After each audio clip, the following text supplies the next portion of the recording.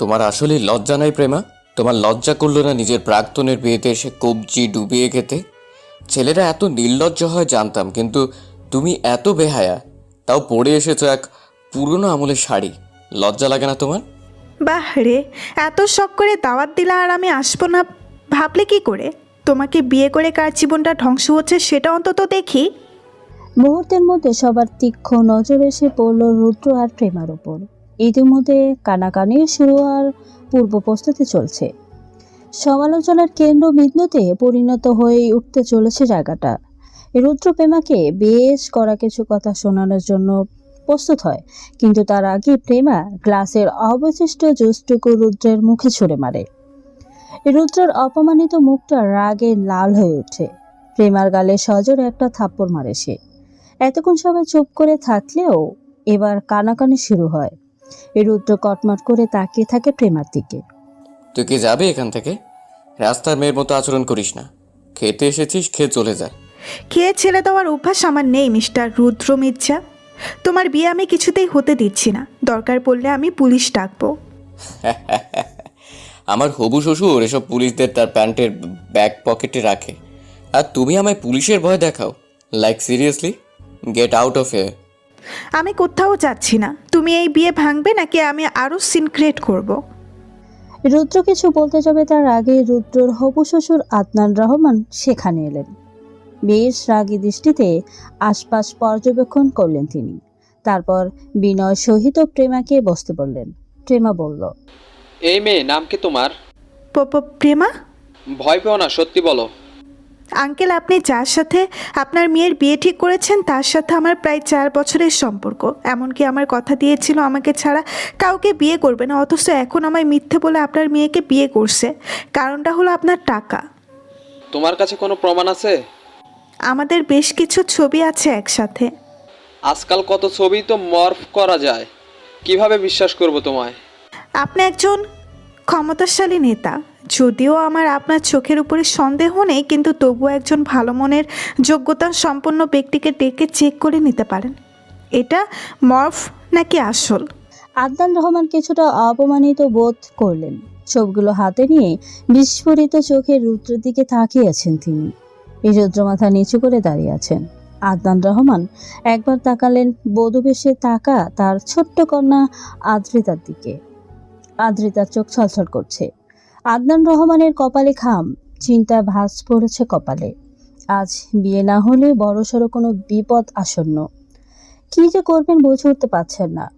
আদ্রিতার মা মারা যাওয়ার পর থেকে তিনি সামলেছেন তার 2 মেয়েকে। সব দেখে বিচার করে রুদ্রকে যোগ্য পাত্র মনে হয়েছিল বলেই বিয়েটা ঠিক করেছিলেন। কিন্তু রুদ্র যে এমন বের হবে তা তিনি খুঁড়েও টের পাননি। এই মুহূর্তে কপাল চাপড়াতে ইচ্ছে করছে তার। আদ্রিতা মারাত্মক সুন্দরী, একদম নিজের মার মতো, যার কারণে আশেপাশের সকল নজর সব সময় আদ্রিতার দিকে। বেশ কয়েক মাস ধরেই মেয়েটা অসুস্থ। ডাক্তার দেখিয়ে লাভ হয়নি। এক খ্যাতনামা পীর বলেছেন আদ্রিতাকে পাওয়ার জন্য কেউ একজন কালো জাদু করেছে, যার দরুন আদ্রিতা বারবার অসুস্থ হয়ে পড়েছে। তিনি আরও বলেছেন আজকের তারিখের মধ্যেই আদ্রিতার বিয়ে না হলে আদ্রিতার বড়সড় বিপদ হবে। সব পরিস্থিতি বিবেচনা করেই বিয়ের জন্য এত তাড়াহুড়া করা। রুদ্রকে আদনান সাহেব চেনেন এক অনুষ্ঠানের বদলতে। ছেলেটাকে দেখেই তার মনে হয়েছিল ভদ্র উচ্চ বংশের ছেলে, অথচ এত নিজ তার কর্মকাণ্ড। কি সুন্দর একটা মেয়ের কোলে শুয়ে ছবি অবধি তুলে অন্য একজনের জন্য কবুল বলতে বলেছে। যাই হয়ে যাক, এই ছেলের সাথে তিনি তার মেয়েকে বিয়ে দিতে পারবেন না। বুকে খিন্নে খুঁড়ে ব্যথা হচ্ছে, চোখ ঝাপসা হয়ে আসছে। এমন সময় আশার শেষ আলোটা উপলব্ধি করতে পারেন তিনি। বড় মেয়ে তন্নি দৌড়ে আসে। বাবা, আমার দেবর আদিল বিয়ে করবে আদ্রিতাকে। তুমি দয়া করে এই ছেলের সাথে বিয়ে দিও না ওকে। আমি জানি তুমি কখনোই চাওনি পরিবারের 2 মেয়েকেই এক বাড়িতে পাঠাতে, কিন্তু এই মুহূর্তে সেটা কি ভালো হবে না? তুই ঠিক বলেছিস মা, আমি এই রুদ্রের সাথে আমার কলেজার টুকরোর বিয়ে দিতে পারি না। তুই আদিলকে ডাক, এখানেই বিয়ে হবে ওদের। রুদ্র, তুমি কি তোমার পরিবার নিয়ে সসম্মানে যাবে, নাকি তোমারও নিজের হবু বউয়ের বিয়ে দেখার শখ আছে? তোমাকে যে আমি এমনি এমনি ছেড়ে দিচ্ছি তা কিন্তু ভেবো না, তোমার পরিণতি কি হবে তা আমি পরে ভেবে দেখব। রুদ্র তৎক্ষণাৎ বেরিয়ে আসে সেখান থেকে। এতটা অপমান সহ্য করা যায় না। রুদ্রর পরিবারও বেশ রেগে আছে।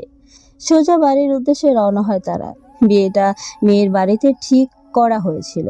নিজের বাড়িতে হলে হয়তো পাড়া প্রতিবেশী যারা বিয়েতে আসেনি তাদেরও সামনে নাক কাটা যেত।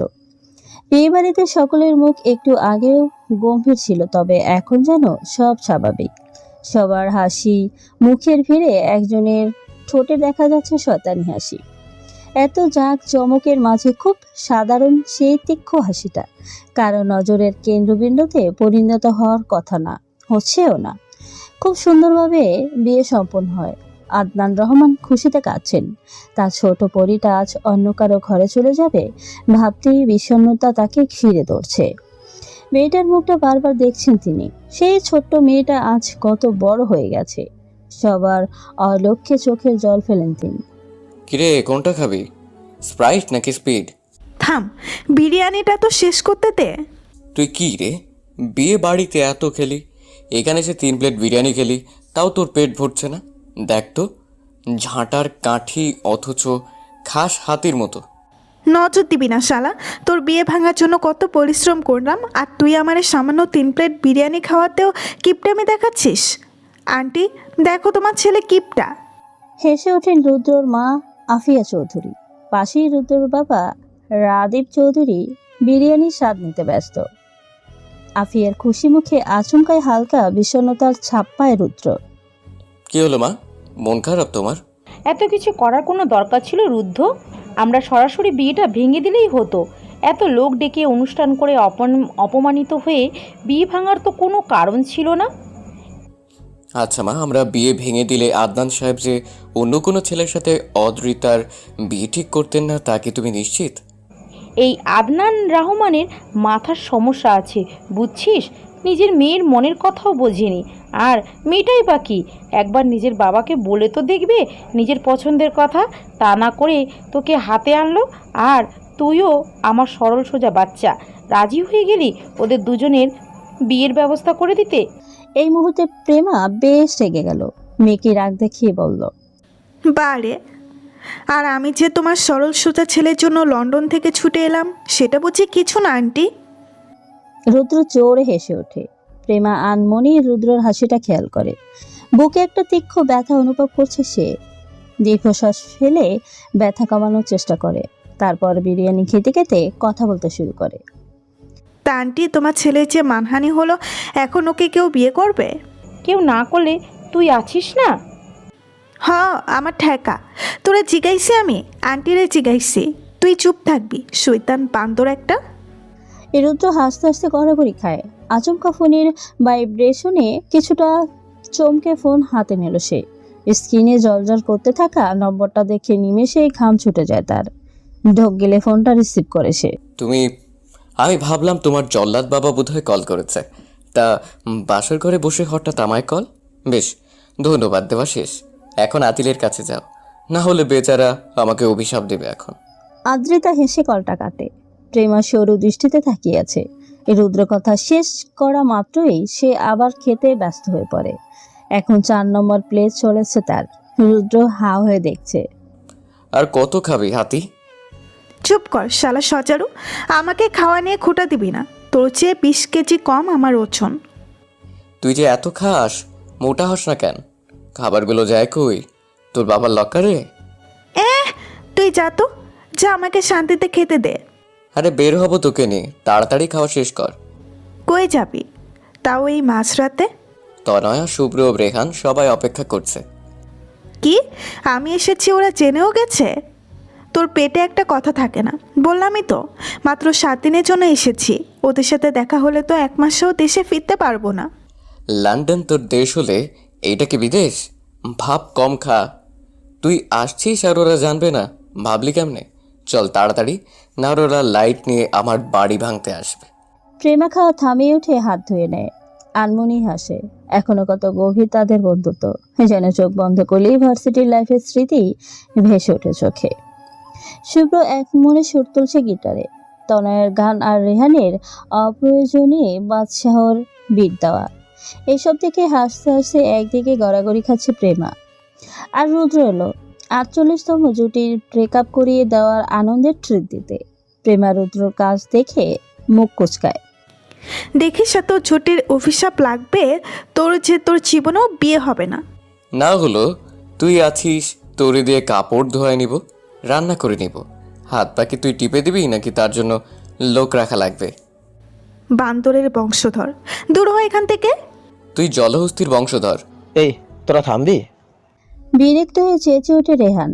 প্রেমা আর রুদ্র একে অপরকে ভেঙচি কেটে মুখ ফিরিয়ে নেয়। এটা দেখে বাকিরা হেসে ওঠে। শুভ্র গিটার বাজানো থামিয়ে বলে, হ্যাঁ হ্যাঁ, খুব তো রাগ দেখানো হচ্ছে।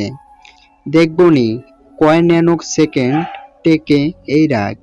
চোখের সামনে এক বাটি আইসক্রিম রাখলেই যার রাগ ফুস হবে সে আবার ফেংসিও কাটে। কি রে, ইহজগতে আছিস না পরজগতে? ভালো মতো বস বাইকে, পড়ে যাবি তো, তখন আবার তোর বিলেতি বাপ আমার নামে কেস করবে। রুদ্রটাকে ঘোর কাটলো প্রেমার। আগের দিনগুলো স্মৃতি তার মানুষপটে জলজল করছে। কত সুন্দর ছিল দিনগুলি, যখন তখন দেখা হতো, কথা হতো, মাঝরাত অব্দি আড্ডা হতো। এই রুদ্র বাইক চালাচ্ছে, পেছনে বসে আগের স্মৃতিগুলো মনে করার চেষ্টায় মন্ত প্রেমা। রুদ্র একাধারে বকবক করেই চলেছে। বহুদিন বাদে এমন করে রুদ্রর পেছনে বসে অন্ধকার রাস্তা পার করছে প্রেমা। মনে মনে সে একবার প্রার্থনা করে। শুভ্রর গিটারে সুর উঠছে, তনয়ে গাইছে, কফি হাউসের সেই আড্ডাটা। রেহান চায়ের কাপে আড্ডা জমাতে ব্যস্ত। প্রেমার চোখ আনন্দে ছলছল করছে। রুদ্র আড়াল থেকে দেখছে প্রেমার হাসিমাখা মুখ। এই মেয়েটা চিরতরে তার বাঁধনে আবদ্ধ হতে পারত, কিন্তু হলো না। আমরা শুধু বন্ধু। কথাটা খুব সুন্দর, কিন্তু এই সম্পর্কের এক পক্ষীয় ভালোবাসা থাকলে অনুভূতিটা হয়ে ওঠে মারাত্মক যন্ত্রণার। রুদ্র প্রেমাকে চিনত স্কুল লাইফ থেকে। ভার্সিটি অবধি তারা শুধু বন্ধুই ছিল। অনুভূতির সূচনা হলো খুব আকস্মিকভাবে, কিন্তু খুব ধীর গতিতে। এক ব্যস্ত সন্ধ্যায় নিয়নাবাতির আলোয় প্রেমার হাসিটা আগুনের ন্যায় ঝলসে দিয়েছিল রুদ্রর অন্তরটাকে। তারপর প্রেমার চোখের প্রতিটি পলক ফেলাও যেন গুনে গুনে রাখত রুদ্র। তনয়া, শুভ্র, রেহান বিষয়টা বেশ ভালোই আন্দাজ করতে পেরেছিল, কিন্তু প্রেমা বোঝেনি। মেয়েরা নাকি 4 হাত দূর থেকেও বুঝতে পারে কে তার সম্পর্কে কি ভাবছে। তাহলে 2 হাতের নাগাল থেকেও কেন প্রেমা বুঝলো না রুদ্রর অনুভূতিটুকু? এতটা অপ্রকাশিত ছিল তা, নাকি প্রেমা বুঝতেই চায়নি রুদ্রকে? রুদ্র, তুই কি এবারও সুযোগটা হারিয়ে ফেলবি? রেহান, আস্তে কথা বল, প্রেমা শুনে ফেলবে। ও আচ্ছা, তার মানে এবারও তুই ওকে কিছুই জানাবি না, ইভেন জানতেও দিবি না? আমি চাই না আমাদের বন্ধুত্বটা নষ্ট হোক।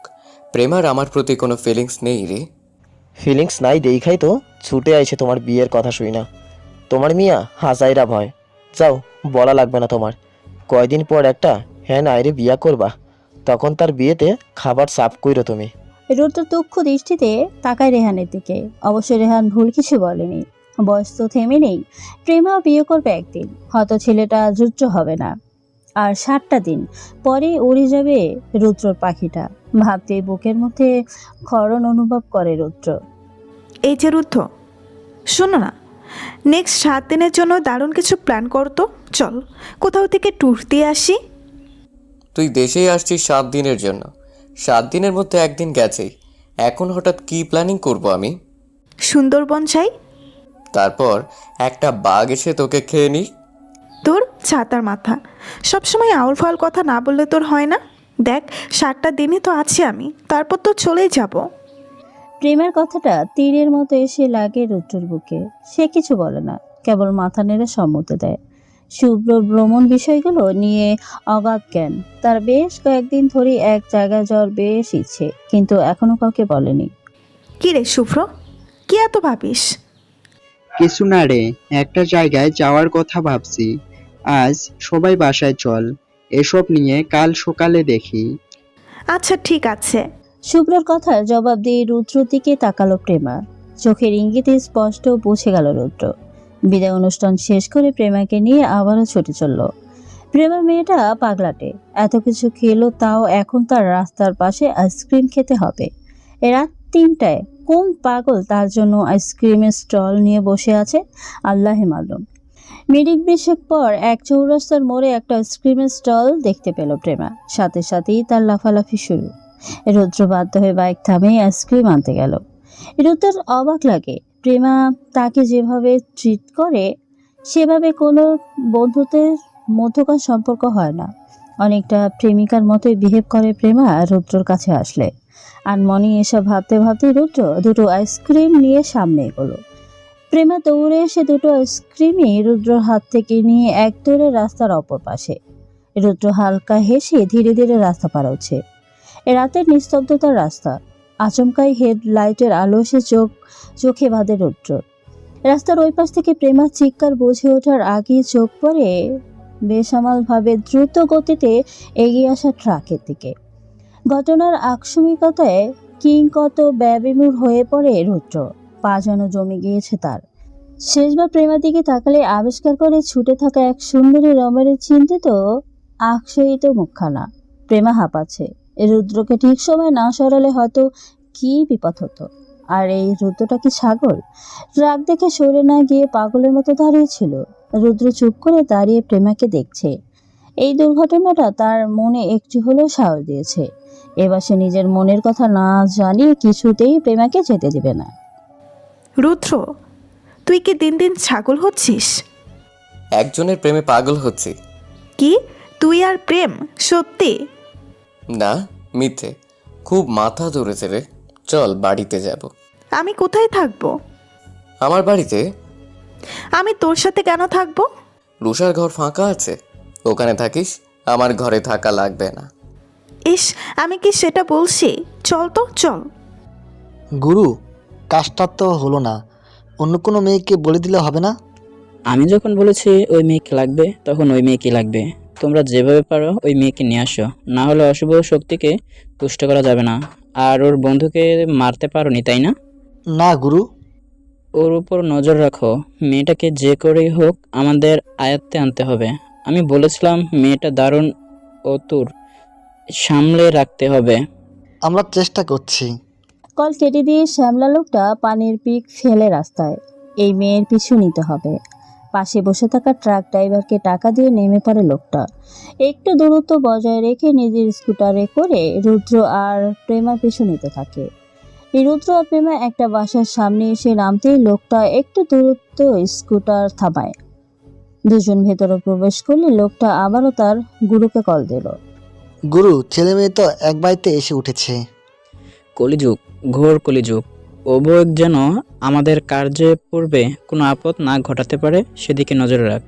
কোনো অনৈতিক কার্য দেখা মাত্রই মেয়েটাকে টেনে হিঁচড়ে বাইরে আনবি। কেউ আটকালে তাদের কার্যক্রম অবশ্য বর্ণনা করে সর্বসম্মুখেই চুলকানি মাখাবিয়ে ওদের মুখে। কোনো ক্রমেই যেন বেঁচে পালাতে না পারে। আচ্ছা গুরু, আমি নজর রাখছি। আমি ধ্যানে বসবো। এখন আর আমাকে পাবি না। অতষ্টুকে যোগাযোগ যন্ত্রটা দিয়ে যাচ্ছি। কোনো দরকার পরিবা মাত্র ব্যাকুল হয়ে যেন যোগাযোগের চেষ্টা করিস না। মাথা ঠান্ডা রেখে আগে পরিস্থিতি সামলানোর চেষ্টা করবি। জি আচ্ছা গুরু।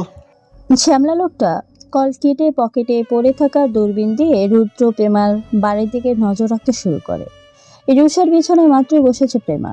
ঘর বেশ কিছু সময় বন্ধ থাকায় একটা দম বন্ধ আবহাওয়া বিরাজ করছে। 2 সপ্তাহ ধরে রুষা ক্যাম্পে।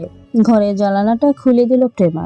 বাইরে থেকে আসা দমকা হওয়া প্রেমার এলোমেলো চুলগুলো কপাল ছুঁয়ে যাচ্ছে বারবার। রুদ্র দরজায় এসেও থেমে যায়। প্রেমা জ্বালানার ধারে হেলান দিয়ে দাঁড়িয়ে। এলোমেলো চুলগুলো উঠছে। কোনো সিনেমার শুটিংয়ের থেকে কম সুন্দর নয় দৃশ্যটা। প্রেমে পড়ার পরবর্তী মুহূর্তগুলো বুঝি এতটাই সুন্দর হয়। দৃশ্যগুলো ক্যামেরায় ধারণ করতে পারলে দারুণ হতো। কি রে, দরজায় দাঁড়িয়ে কি ভাবছিস? আর এত রাতে এই ঘরে আসলি যে? রুমের সুইচ ঠিক আছে কিনা চেক করতে আসলাম। ঢং করার জায়গা পাও না? যাও যাও, অত খাতে লাগতো না আমার। কয়দিন পর চলে যাচ্ছিস? আগের বার তো না বলে গেছিস। সুযোগ পাইনি খাতির করার, এখন একটু খাতির যত্ন করি। বাবা, এত ভালো হলি কবে? এই শোন না, চল আমরা 7 দিনের একটা অ্যাডভেঞ্চার ট্যুরে যাব, কোনো ভৌতিক বাড়িতে। তোর মাথা খারাপ?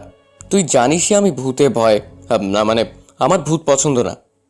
তোরে কি ভূতের সাথে বিয়ে দেওয়ার জন্য নিয়ে যাচ্ছি যে ভূত পছন্দ হওয়া লাগবে?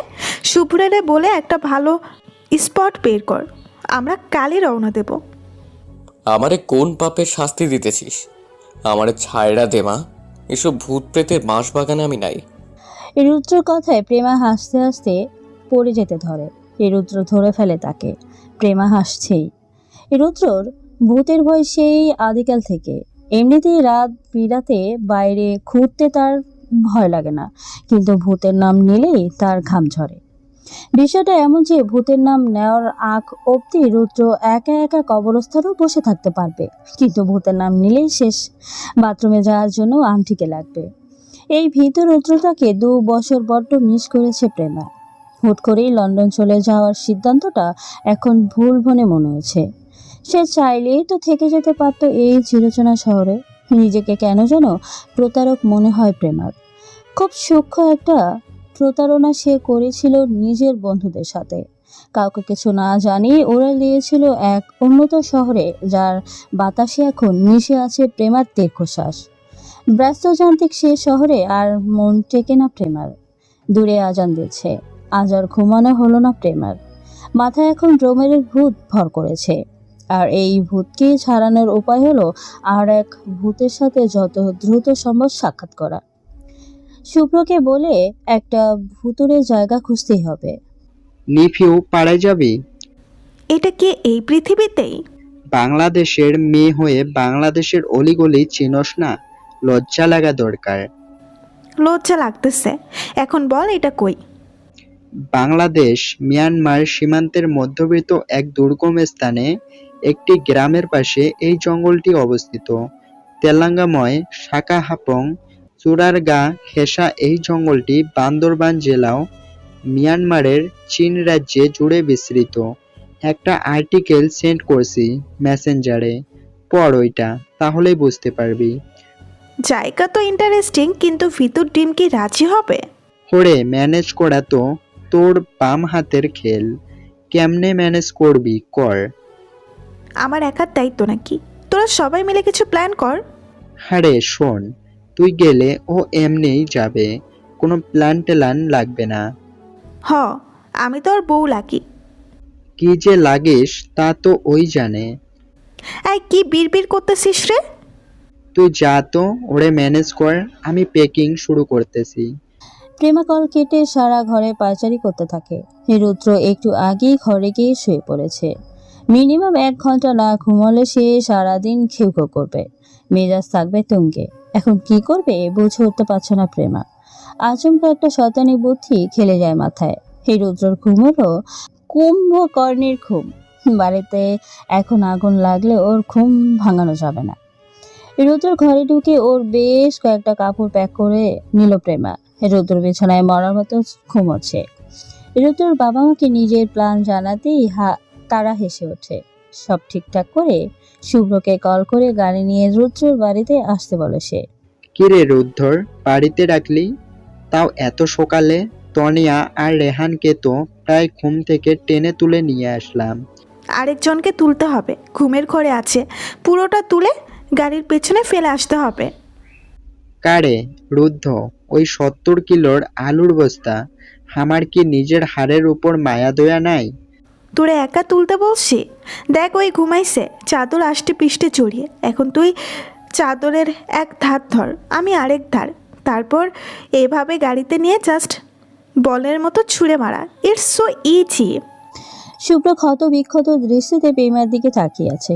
এই আকাম করতে গিয়ে যদি রুদ্রর ঘুম ভাঙে তাহলে এই রুদ্র শুভ্রকে পুঁতে ফেলবে। ঢোক গেলে প্রেমার কথা সম্মতি দিল সে। ধীরে ধীরে চোখ খুলতেই ধাক্কাটা খেলো রুদ্র। আশেপাশের পরিবেশটা বুঝতে বেশ খানিক সময় লাগলো। সে তো নিজের বাড়িতে ছিল, এখন গাড়িতে কি করে, তাও আবার বোনেটে। কেউ কি তাকে কিডন্যাপ করে নিতে যাচ্ছে? জোরে জোরে চিৎকার করা শুরু করলো রুদ্র। দেখ সারটা চিৎকার শুরু করছে। আহা প্রেমা, ওকে ওখানেই থাকতে দে। পৌঁছানোর আগে অবধি ওকে এখানে আনার কোনো দরকার নেই। পৌঁছাতে তো অনেক সময় লাগবে। শর্টকাট আছে কি জন্য?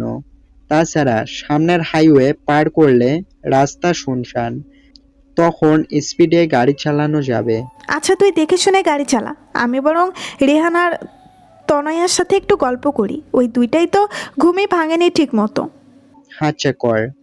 প্রেমা তনয় আর রেহানের ঘুম থেকে তোলার চেষ্টা করছে, কিন্তু এই দুইটা রুদ্র চেয়েও বড় কুম্ভকর্ণ। শুভ্র মাথায় আচমকা একটা বিষয় আসে। এই ট্যুরেই যদি রুদ্র প্রেমাকে মিলিয়ে দেওয়া যায় তাহলে এর চেয়ে সুন্দর কিছু হতে পারে না। চট জলদি নড়ে চড়ে বসে প্রেমাকে ডাকে সে। হেই প্রেমা, শোন, রুদ্ধ তো অনেকক্ষণ ধরে চুপচাপ টেনশনে সেন্সলেস হয়ে গেল না তো, ওকে বরং গাড়িতে নেই। ও আমাকে আগে খুন করবে, তারপর আমাদের নিফিউপাড়া যাওয়ার প্ল্যানটা ফেস্তে দিবে। হারে, সেরকম কিছুই হবে না। আমি গাড়ি সাইড করে ওকে নিয়ে আসছি, তুই চুপ করে বস এখানে। আচ্ছা ঠিক আছে, কিন্তু ও যদি আমার উপর রাগ দেখায় আমি তোকে ফাঁসাই দিব, বলবো সব তোর প্ল্যান ছিল। যদি রাগ দেখায়, দেখাবে না, চিল। শুভ্র প্রেমাকে সামনে ছিটে বসিয়ে রেখে গাড়ির বটিনের দিকে এগোলে। বটিন খুলতে রুদ্র কিছু না দেখে কিছু না বুঝে ঝাঁপিয়ে পড়ল শুভ্রর উপর। দু চারটে কিল ঘুষি মারার পর শুভ্রর চাচানোতে থেমে যায় রুদ্র। শালা তুই আমার কিডন্যাপ করছিস? তোরে কেডা তাবিজ করছে? থাম তো, ঠং করিস না। এখান থেকে উঠে ড্রাইভিং সিটে বস যা, তাহলেই সব জানতে পারবি। আর শোন, সুযোগ কিন্তু একবারই আসে, যা বলার বলে ফেলিস। 7টা দিন সময় আছে, সময়কে কাজে লাগাস। রুদ্র ভ্যাবাচাকা খাওয়ার মতো একটা ভাব নিয়ে ড্রাইভিং সিটে এসে বসতেই প্রেমা খুবই নিষ্পাপ ভঙ্গিতে তাকালো রুদ্রর দিকে। ব্যাস, রুদ্র রাগ শেষ। উপরে উপরে একটা রাগী ভাব নিয়ে ড্রাইভিং শুরু করলো। গুরুকে বলে দিও চমৎকার হয়েছে। ওরা নির্জন জায়গা দিয়ে ভ্রমণ করছে, এছাড়া আমাদের গ্রামের দিকেই যাচ্ছে। যখনই দেখবো রাস্তা বদল করছে তখনই হামলাটা হবে। ঠিক আছে, মেয়েটার যেন কোনো ক্ষতি না হয়। শ্যামলা লোকটা এখন ইউনিফর্ম পরে আছে, ছাই রঙা একটা ইউনিফর্ম, সবটাই সাজানো যাতে ধরা পড়লে কাটিয়ে দেওয়া যায়। ইউনিফর্মের এক কোণে নেম প্লেটে লেখা ওবায়দুল, পকেটে থাকা NID-তেও এই নামটাই দেওয়া। সবটাই নকল। লোকটার আসল নাম রাজন। লোকটা ভালো গতিতে গাড়ি চালাচ্ছে, পিছনের সিটে আরো 2জন লোক বসে আছে। এই লোক দুটোকে রাজন ঠিক মতো চেনে না, তবে গুরু পাঠিয়েছেন তার সুবিধার্থে। রাজনের মনটা বিষণ্ণ, সবকিছুই তার ঝামেলা মনে হচ্ছে, কিন্তু করতেই হবে। এই কাজের পেছনে তার স্বার্থ আছে, স্বার্থ ছাড়া তো কেউ কুকর্মে জড়ায় না। রাজন দীর্ঘশ্বাস ফেলে। সে কি মানসিকভাবে সুস্থ আছে, নাকি মানসিক ভারসাম্য হারিয়ে ফেলেছে? নিজের কাজকর্মকে সে আর মানুষের তালিকায় ফেলতে পারে না। 2 দিন আগেও সে 2টো মেয়েকে পৌঁছে দিয়েছিল গুরুর কাছে। মেয়ে দুটোর অস্তিত্বে ছিটে ফোটা অবস্থা নেই। এক রাতের মধ্যে 2টো জলজন্ত মেয়ে উধাও। তাদের নাকি অশুভ শক্তির দরবারে প্রেরণ করা হয়েছে। এসব কি মানার যোগ্য কথা? কিন্তু মেনে নিয়েছে রাজন। শেষবারের মতো এই মেয়েটাকে গুরুর কাছে পাঠাতে পারলে সে চিন্তামুক্ত। তার কাজ সম্পূর্ণ হবে, আর গুরুর কাজ সম্পূর্ণ হলেই রাজনের জীবনেও আর কোনো বিপদ থাকবে না। আচ্ছা উবায়দুর, তোমার অশুদ্ধ শক্তির কি দরকার? তুমি তো গ্রামের বোলাবালা মানুষ। ভোলা ভালা দেখেই তো সবাই সুযোগ নেয়। নিতে নিতে চুষে ফেলা আমের আটির মতো ছুঁড়ে ফেলেছে। আর কত সহ্য করতাম। বাড়িতে বউ পোলাপাইন আছে। বউ আরেকজনের সাথে পালাই গেছে, একটা মেয়ে আছে। মেয়ের বাপইয়া মেয়ে ধরতে আসছো, মনে কি ডর লাগে না? আপনার মা কি জীবিত? হ, আম্মার চিকিৎসার লাগাই গুরুর কথা রাজি হয়েছি। অশুভ শক্তি পালে নাকি কোনো অভাব থাকবো না। আপনি যার ঘরে জন্মেছেন সেও মেয়ে, তাহলে আপনি কেমনে আসলেন মেয়ে ধরতে? ভাই রে, দুনিয়ার কেউ খারাপ না, সবাই বাধ্য, কেউ পরিস্থিতির কাছে তো কেউ নিজের কাছে। কথা ভালোই কইছো অবেদুল মিয়া, গাড়ি দূরে চালাও, মায়েরটা অনেক আগে চলে গেল। রাজন চুপ করে গাড়ি চালাতে মনোযোগ দিল। ওবায়দুল নামটা বারবার শুনতে তার মোটেও ভালো লাগছে না। নিজের নামের জায়গায় অন্য কোনো নাম শুনেও বিরক্তি কিংবা রাগ প্রকাশ করতে না পারাটাই প্রচণ্ড অসহ্যকর একটা অনুভূতি। গাড়ির গতি আর দিনের দাবদাহ দুটোই বাড়ছে। গরমে রাজনের গলা ঘামছে। কিছু মানুষ সহজেই ঘামে, এ রাজন তাদের মধ্যে নয়। এ রাজন সহজে ঘামে না, প্রচন্ড গরম লাগলে তবেই সে ঘামে। তাপমাত্রা কি তাহলে খুব বেড়েছে? রুদ্র, তোর কি হয়েছে বলতো? রাস্তা তোর সামনে, তুই একটু পরপর আমার দিকে তাকাচ্ছিস কেন? 2 বছর আমার চেহারা এতটাও বদলায়নি যে ঘুরে ঘুরে দেখতে হবে। চুপচাপ সামনে তাকা। তোকে দেখছি না আমি আশেপাশে তাকিয়ে বোঝার চেষ্টা করছি রাস্তাটা এত নির্জন কেন। তোরা যে কোথায় নিয়ে যাচ্ছিস আমাকে? রুদ্র তৎক্ষণাৎ উত্তরে পেছনের সিটে সবাই হেসে ওঠে। রেহান কাশির ভান করে খুক খুক করে কাশে। প্রেমা ভালোই বুঝতে পারছে কিছু একটা চলছে, কিন্তু কেউ তাকে বলছে না। অদ্ভুত তো, 2 বছরে আমি দূরে ছিলাম তাই বলে আমার বন্ধুরা আমাকে এত পর করে দিয়েছে। আর এই রুদ্রটাই বা এমন আচরণ করছে কেন? প্রেমার রাগান্বিত দৃষ্টির মানে স্পষ্ট বুঝছে রুদ্র। তার মজাই লাগছে প্রেমাকে জ্বালাতে। প্রেমা মেয়েটা এখনো বাচ্চাই আছে, কিছুই বোঝে না। আর মনে জ্বালানার দিকে তাকিয়েছিল প্রেমা। রুদ্র প্রেমার হাতে হাত রাখে, প্রেমা তখনও খেয়াল করেনি। অনেকটা সময় পর সে রুদ্রের স্পর্শটা খেয়াল করলো, তখনই চটে গিয়ে বলল, এই, আমি কি বাচ্চা? আমার হাত ধরে রেখেছিস কেন? আমি কি গাড়ি থেকে ঝাঁপ দেব? চোপ তো। প্রেমার কথায় রুদ্রর কপাল চাপড়াতে ইচ্ছে করছে। এই মেয়েকে বোঝাতে তার কত রুটি যে বেলতে হবে। এদিকে প্রেমার কাণ্ড দেখে শুভ্র, রেহান আর তনয়ের হাসি থামছে না। প্রেমা তো রাগে আগুন, সবকিছু তার মাথার উপর দিয়ে যাচ্ছে। আচমকা শুভ্র গান ধরল। বলতে গিয়ে মনে হয় বলতে তবু দেয় না হৃদয়। ব্যাস এতটুকু বলেই চুপ। প্রেমা অবাক হয়ে জিজ্ঞেস করলো, কি রে, থামলি কেন? এত সুন্দর গান, আর তুই পুরোটা গাইবি না? শুভ্র মুছিয়ে এসে বলল, যাকে বলছিস সে বুঝলেই হলো, তোর বোঝা লাগবে না। রুদ্র বিষম খেলো। এমনিতেই সে অস্থির হয়ে আছে, তার উপর তার বন্ধুগুলো এক একটা আস্ত সর্দার। রুদ্রর মনের মধ্যে এখন গান বাজছে, অল মাই ফ্রেন্ড আর রকিক্স। এসবের মাঝে রুদ্রর মনের এক কোণে একটা বিপদের সূক্ষ্ম ঘণ্টা বাজছে। ঠিক কী কারণে এমনটা মনে হচ্ছে তার রুদ্র জানে না, তবে তার রুষ্ট ইন্দ্রনীয় যে কখনো ভুল বলে না তার প্রমাণ সে অনেক আগে থেকেই পেয়ে আসছে। শুভ্র ড্রাইভ করছে। রুদ্র অনেকক্ষণ ড্রাইভ করে ক্লান্ত, পেছনের সিটে ঘুমোচ্ছে সে। এখনো অর্ধেক রাস্তা পার করা বাকি। এত দূরে যাওয়া ঠিক হচ্ছে, মাঝে মধ্যেই দ্বন্দ্বে পড়ে যাচ্ছে শুভ্র। তনয় আর প্রেমাকে নিয়ে চিন্তা একটু বেশি। তনয়ের মা শুভ্রকে অনেক বেশি ভরসা করেন, নিজের ছেলের মতো যত্ন করেন তাকে। শুভ্র তনয়কে নিজের আপন বোনের মতো দেখে, তাই তনয়া আর প্রেমার সাবধানতাই মুখ্য। প্রেমা এক মনে ফোন কল করছে। হ্যাঁ তো ফোন টিপিস না, 7 দিনের জন্য চার্জ জমায়া রাখ। কেন? ওখানে কি চার্জিং পয়েন্ট নাই? ইলেকট্রিসিটি আছে কিনা সন্দেহ। তো তার চেয়ে বড় কথা নেটওয়ার্ক পাবি বলে মনে হয় না, সেই জন্য ফোনটা 7 দিনের জন্য জীবিত রাখ। দেশে আসার পর থেকে বাবার সাথে কথা হয়নি, একবার কথা বলে নেই। আচ্ছা ঠিক আছে। প্রেমার মা মারা গেছে বছর 3 আগে। মূলত মা মারা যাওয়ার পরপরই তার এই শহরের উপর থেকে মন উঠে যায়। সেজন্যই সে পাড়ি জমায় বাবার কাছে, দূর অজানা শহরে। বাবার নম্বরে পরপর 2বার কল করলো প্রেমা। রিং হচ্ছে কিন্তু রিসিভ হলো না। বাধ্য হয়ে ফোন রেখে বসলো সে। অনেকটা সময় ফোনের স্ক্রিনে চোখ রাখায় এখন চোখ জ্বালা করছে তার। একটু না ঘুমালেই হয়তো চোখ খুলতেই পারবে না। এই শুভ্র, গাড়ি থামা, আমি একটু পেছনের সিটে যাব, খুব ঘুম পাচ্ছে। আচ্ছা যা, রেহানকে বল সামনে আসতে। এই রেহান, সামনে আয় তো। শুভ্র গাড়ি থামালো।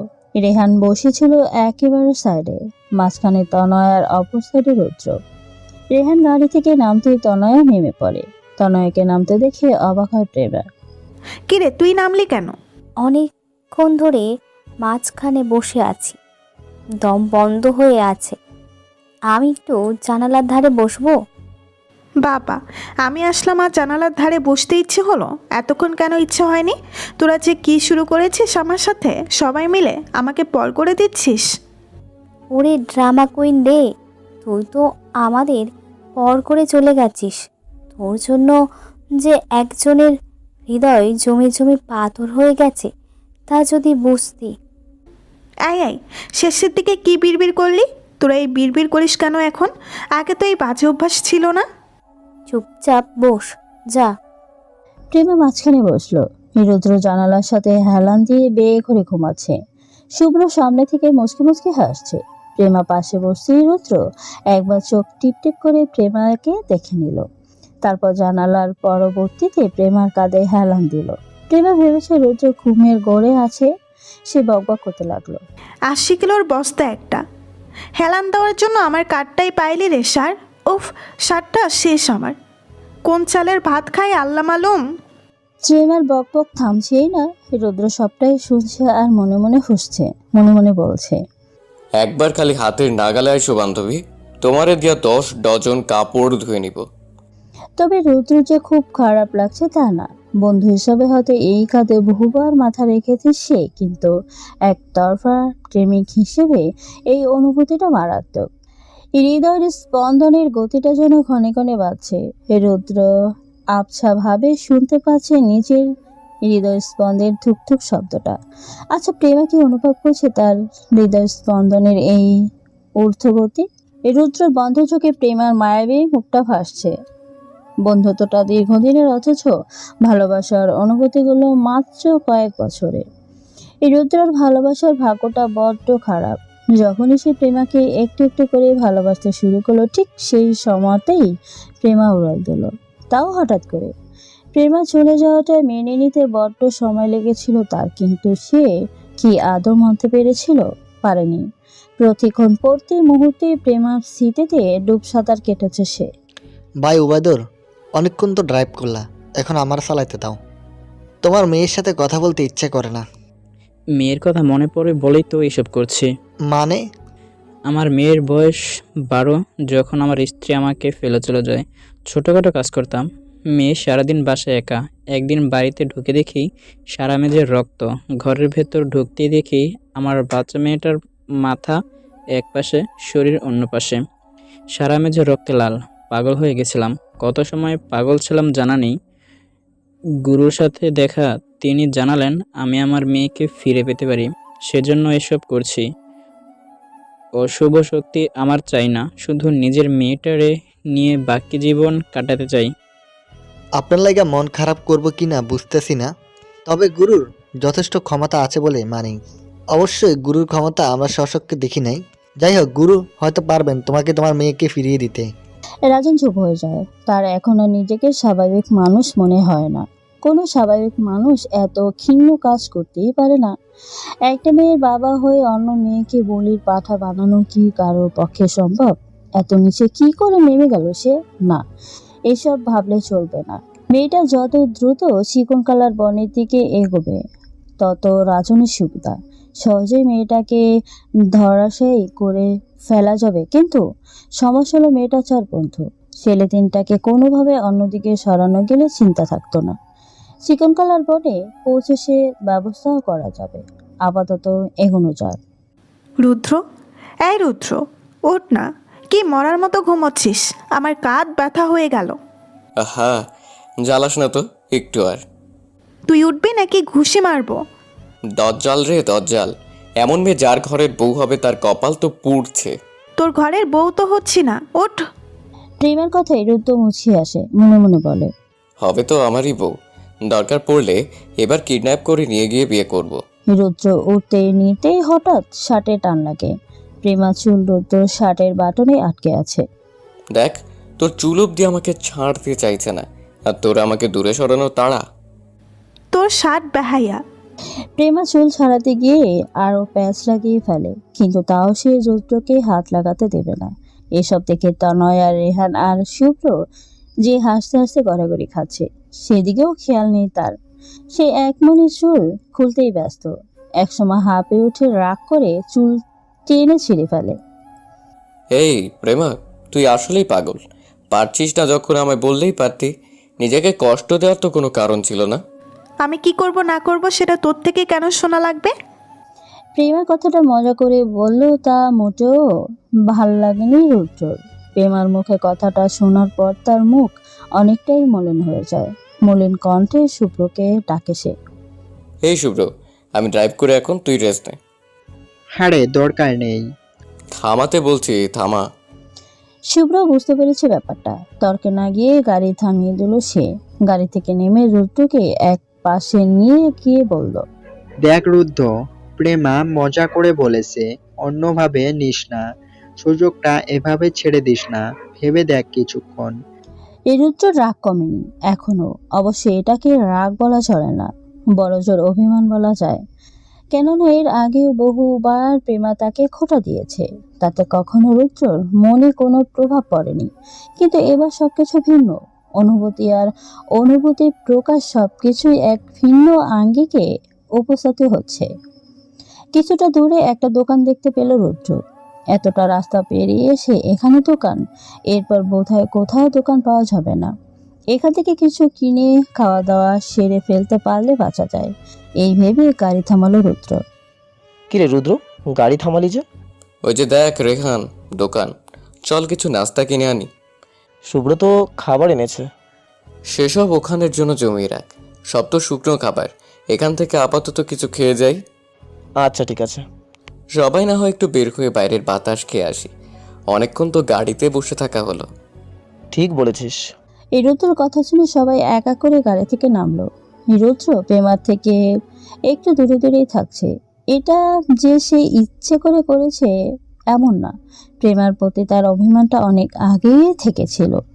এই ছোট্ট ঘটনা সেই ছোট্ট বহি শিখাকেও আগুনের জ্বলন্ত গোলায় পরিণত করেছে। রাগের বশে সে প্রেমাকে উল্টাপাল্টা কিছু বলে ফেলতে পারে, এই ভয়েই সে প্রেমা থেকে দূরে দূরে থাকছে। প্রেম অবশ্য বিষয়টা এখনো আন্দাজ করতে পারেনি, পারলে হয়তো এতক্ষণে বকবক করে রুদ্রর মাথা খেয়ে ফেলতো। উবায়দুল ভাই কই যাও? পরিস্থিতির হাতে আনার ব্যবস্থা করতে। এ রাজনা তাড়ান না, গাড়ির ব্রেক ফেল করতে হবে তাকে, যাতে সবাই সামনের মোড়েই ধাক্কাটা খায়। অনেকটা ঝুঁকি আছে এতে, তবে একবার গুরুর বলা মেয়েটাকে হাতে পেলে বাকিগুলোকে মরার জন্য ফেলে দিলেও অসুবিধা নেই। শুনশান রাস্তা, মেরে ফেলে গেলেও দেখার কেউ নেই। আচমকা রাজনের মাথায় অদ্ভুত একটা শয়তানি ইচ্ছে শক্তি চেপে বসে। মাথার পাগলামির পোকাটা কি আবারও মাথা নাড়া দিয়ে উঠল? না, এইটা হতে পারে না। যে পাগলামির জন্য তাকে শৈশব নষ্ট করে জেলে যেতে হয়েছিল, সেই পাগলামিটা আবার করে নিজের জীবনটাকে নষ্ট করতে চায় না সে। রুদ্র সে গাড়িতে বসার পরপরই প্রেমা পাশের সিটটা দখল করলো। প্রেমা বেশ কিছুক্ষণ ধরেই লক্ষ্য করেছে রুদ্র তাকে এড়িয়ে চলছে। ঠিক কী কারণে এড়িয়ে চলছে তা এখনো বুঝে উঠতে পারেনি। আই রুদ্র, তুই কি রেগে আছিস আমার উপর? এত কবে থেকে হলি তুই? আমার রুদ্র তো কখনোই এমন ছিল না। তোর রুদ্ধ? রুদ্ধ তোর কবে হলো? ও মা, তোর মনে নেই কত সাধনা করে তোকে পটিয়ে বন্ধুত্ব করেছিলাম? সেই থেকেই তো তুই আমার। তাই বুঝি? হ্যাঁ তাই। এখন একটু হাস, এরকম রাগি রাগি মুখে একদম রাম ছাগল লাগতেছে তোরে। রুদ্র হেসে ফেলে, তার লজ্জা লাগছে কোনো কারণ ছাড়াই। মূলত আমার রুদ্র শব্দটা তার মন কেড়েছে। সামান্য দুটো শব্দ, অথচ রুদ্র শরীর বেয়ে বিদ্যুতের ঝংকার বয়ে চলছে শুধু ওই দুটো শব্দের কারণে। গাড়ি চলছে আপন গতিতে। রুদ্র মনোযোগ দিয়ে প্রেমার বকবক শুনছে। গুগল ম্যাপে দেখলো সামনের রাস্তা দুদিকে গেছে, আর সামনের দিকে বিশাল খাদ। রুদ্র গাড়ি ব্রেক করার চেষ্টা করে, কিন্তু ব্রেক কিছুতেই কাজ করছে না। রুদ্রর মনে হচ্ছে যেন তার নিঃশ্বাসটা বুঝি বন্ধ হয়ে এলো। সামনেই খাদ, মনে হচ্ছে স্টিয়ারিংটাও যেন নিয়ন্ত্রণের বাইরে চলে যাচ্ছে। গাড়ি থেকে লাফ দে। কেন, তুই একা চাপি? ফাজলামি করার সময় না এটা। সামনেই খাদ, গুগল ম্যাপে দেখাচ্ছে। সম্ভবত আর 5-6 মিনিটেই সামনে খাদ পড়তে পারে। যত দ্রুত সম্ভব লাফ দে তোরা। আর তুই? তোরা লাফ দিলে আমিও নেমে পড়বো কোনোভাবে। এত স্পিডে চলছে, কিভাবে লাফ দিব? ঠিক এমন সময় রুদ্র চোখ পড়লো গাড়ির গ্লাসে। পিছন থেকে একটা গাড়ি আসছে। গাড়িটি পাশ ঘেঁষে চলতে শুরু করলো। গাড়ির ভেতরে থেকে শ্যামার মতন লোকটা বলে উঠল, এনি প্রবলেম ভাই? রুদ্র মাথা নেড়ে সম্মতি জানালো। ভাই, আমাদের গাড়ির ব্রেক কাজ করছে না, সামনেই খাদ। আচ্ছা প্রেমা, তুই আগে যা। প্রেমা দ্বিধায় ভুগছিল, কিন্তু রুদ্রর রক্তলাল চোখের দিকে তাকিয়ে আর দ্বিধায় পড়ার সময় পেল না। বেশি সময় নেই। প্রেমার পর তনয়াকে পাঠালো রুদ্র। এরপর রেহান যেতে যাচ্ছিল এমন সময় পাশের গাড়িটি থেমে যায়। এই রুদ্র ঝাপসা চোখে শুধু দেখলো পেছনের পড়ে থাকা গাড়ি থেকে একটা লোককে বের হয়ে নষ্ট গাড়িটাতে লাথি মারতে। রুদ্র চোখ বন্ধ করে ফেললো। পেছন থেকে প্রেমার চিৎকার শোনার পরপরই চোখ ঝাপসা হয়ে এলো। পানি। পিপাসায় ছটপট করতে করতে ঝাপসা চোখে এলোমেলো পা ফেলছে রুদ্র। কপাল ফেটে রক্ত মাখামাখি অবস্থা। চারিদিকে জঙ্গল। ঠিক কিভাবে এখানে এসেছে সে তা জানা নেই। জ্ঞান ফেরার পর হাতের সাথে একটা কাগজ বাঁধা পায়, কাগজে লেখা। এই রুদ্রর লেখাটা পড়তে অনেকটা সময় লেগেছে, কেননা চোখের এক পাশ থেকে এখনো রক্ত গড়িয়ে পড়ছে। এই রুদ্র এখন সেই শ্যামলা লোকটার উপর সন্দেহ হচ্ছে। নিজের বোকামির জন্য প্রেমা আর তনয়ের জীবনটা বিপদে ফেলে দেয় রুদ্র। এই চিন্তা তাকে ক্রমশই খেয়ে চলেছে। শুভ্র কিংবা রেহান কাউকেই খুঁজে পাচ্ছে না সে। চারিদিকে জঙ্গল। এটাই কি তবে চিকন কালার বন? অ্যাক্সিডেন্টে তো অনেকটাই দূরে হয়েছিল, তাহলে এখানে কি করে এলো সে? রুদ্র চোখ বন্ধ করে মনে করার চেষ্টা করে শেষ মুহূর্তে কি হয়েছিল। কোনোভাবে স্টিয়ারিংটা বামে ঘুরিয়েছিল রুদ্র, ফলে গাড়িটা খাদে না পড়ে গাছের সাথে ধাক্কা লাগে। কিন্তু সেই ধাক্কাও খুব একটা হালকা ছিল না। স্টিয়ারিং এর মাথা লাগে রুদ্রর আর শুভ্র। রেহান দুজন দুদিকে ছিটে পড়ে। রুদ্রর কিছুই ভালোভাবে খেয়াল নেই। কোথায় আছে সে তাও জানে না। আর এই চিরকুটটাই বা খেয়ে দিল তাকে। তাহলে কি এমনটা হয়েছে যে রুদ্রর অ্যাক্সিডেন্ট হওয়ার পর লোকটা তাকে নিজের গাড়িতে তুলে এখানে এনে ফেলে দিয়েছে? তাহলে শুভ্র আর রেহানও তো আশেপাশেই থাকার কথা। ওরা কোথায়? রুদ্র বার কয়েক চিৎকার করে ওঠে শুভ্র আর রেহানের নাম ধরে। না, শুভ্র আর রেহানের পাত্তা নেই। ওদেরকেও ধরে নিয়ে জানি তো লোকটা। রাজনের মাথা ধরেছে। শয়তানি পোকাটা এত বছর পর মাথায় সরার ফল। রাজন দরিদ্র পরিবারের সন্তান। 10 বছর বয়সী বাবা মাকে হারায়। তারপর এতিমখানাই হয় তার একমাত্র স্থান। এতিমখানার জীবনটা তার মনকে ভালো রাখতে পারেনি। সেখান থেকে পালিয়ে এক নারী পাচার দলের সাথে যোগ দেয়। তার দায়িত্ব ছিল মেয়েগুলোর উপর নজর রাখা। নজর রাখার প্রাপ্তিটাও অনেক সময় অনেকটা দীর্ঘ হতো। দেখা যেত 1-2 মাস মেয়েগুলোর উপর তাকে নজর রাখতে হচ্ছে। এই সময়টাতে নিজের আনন্দের জন্য সে মাঝে মাঝে বিকৃত মস্তিষ্কের কিছু খেলা উদ্ভাবন করত।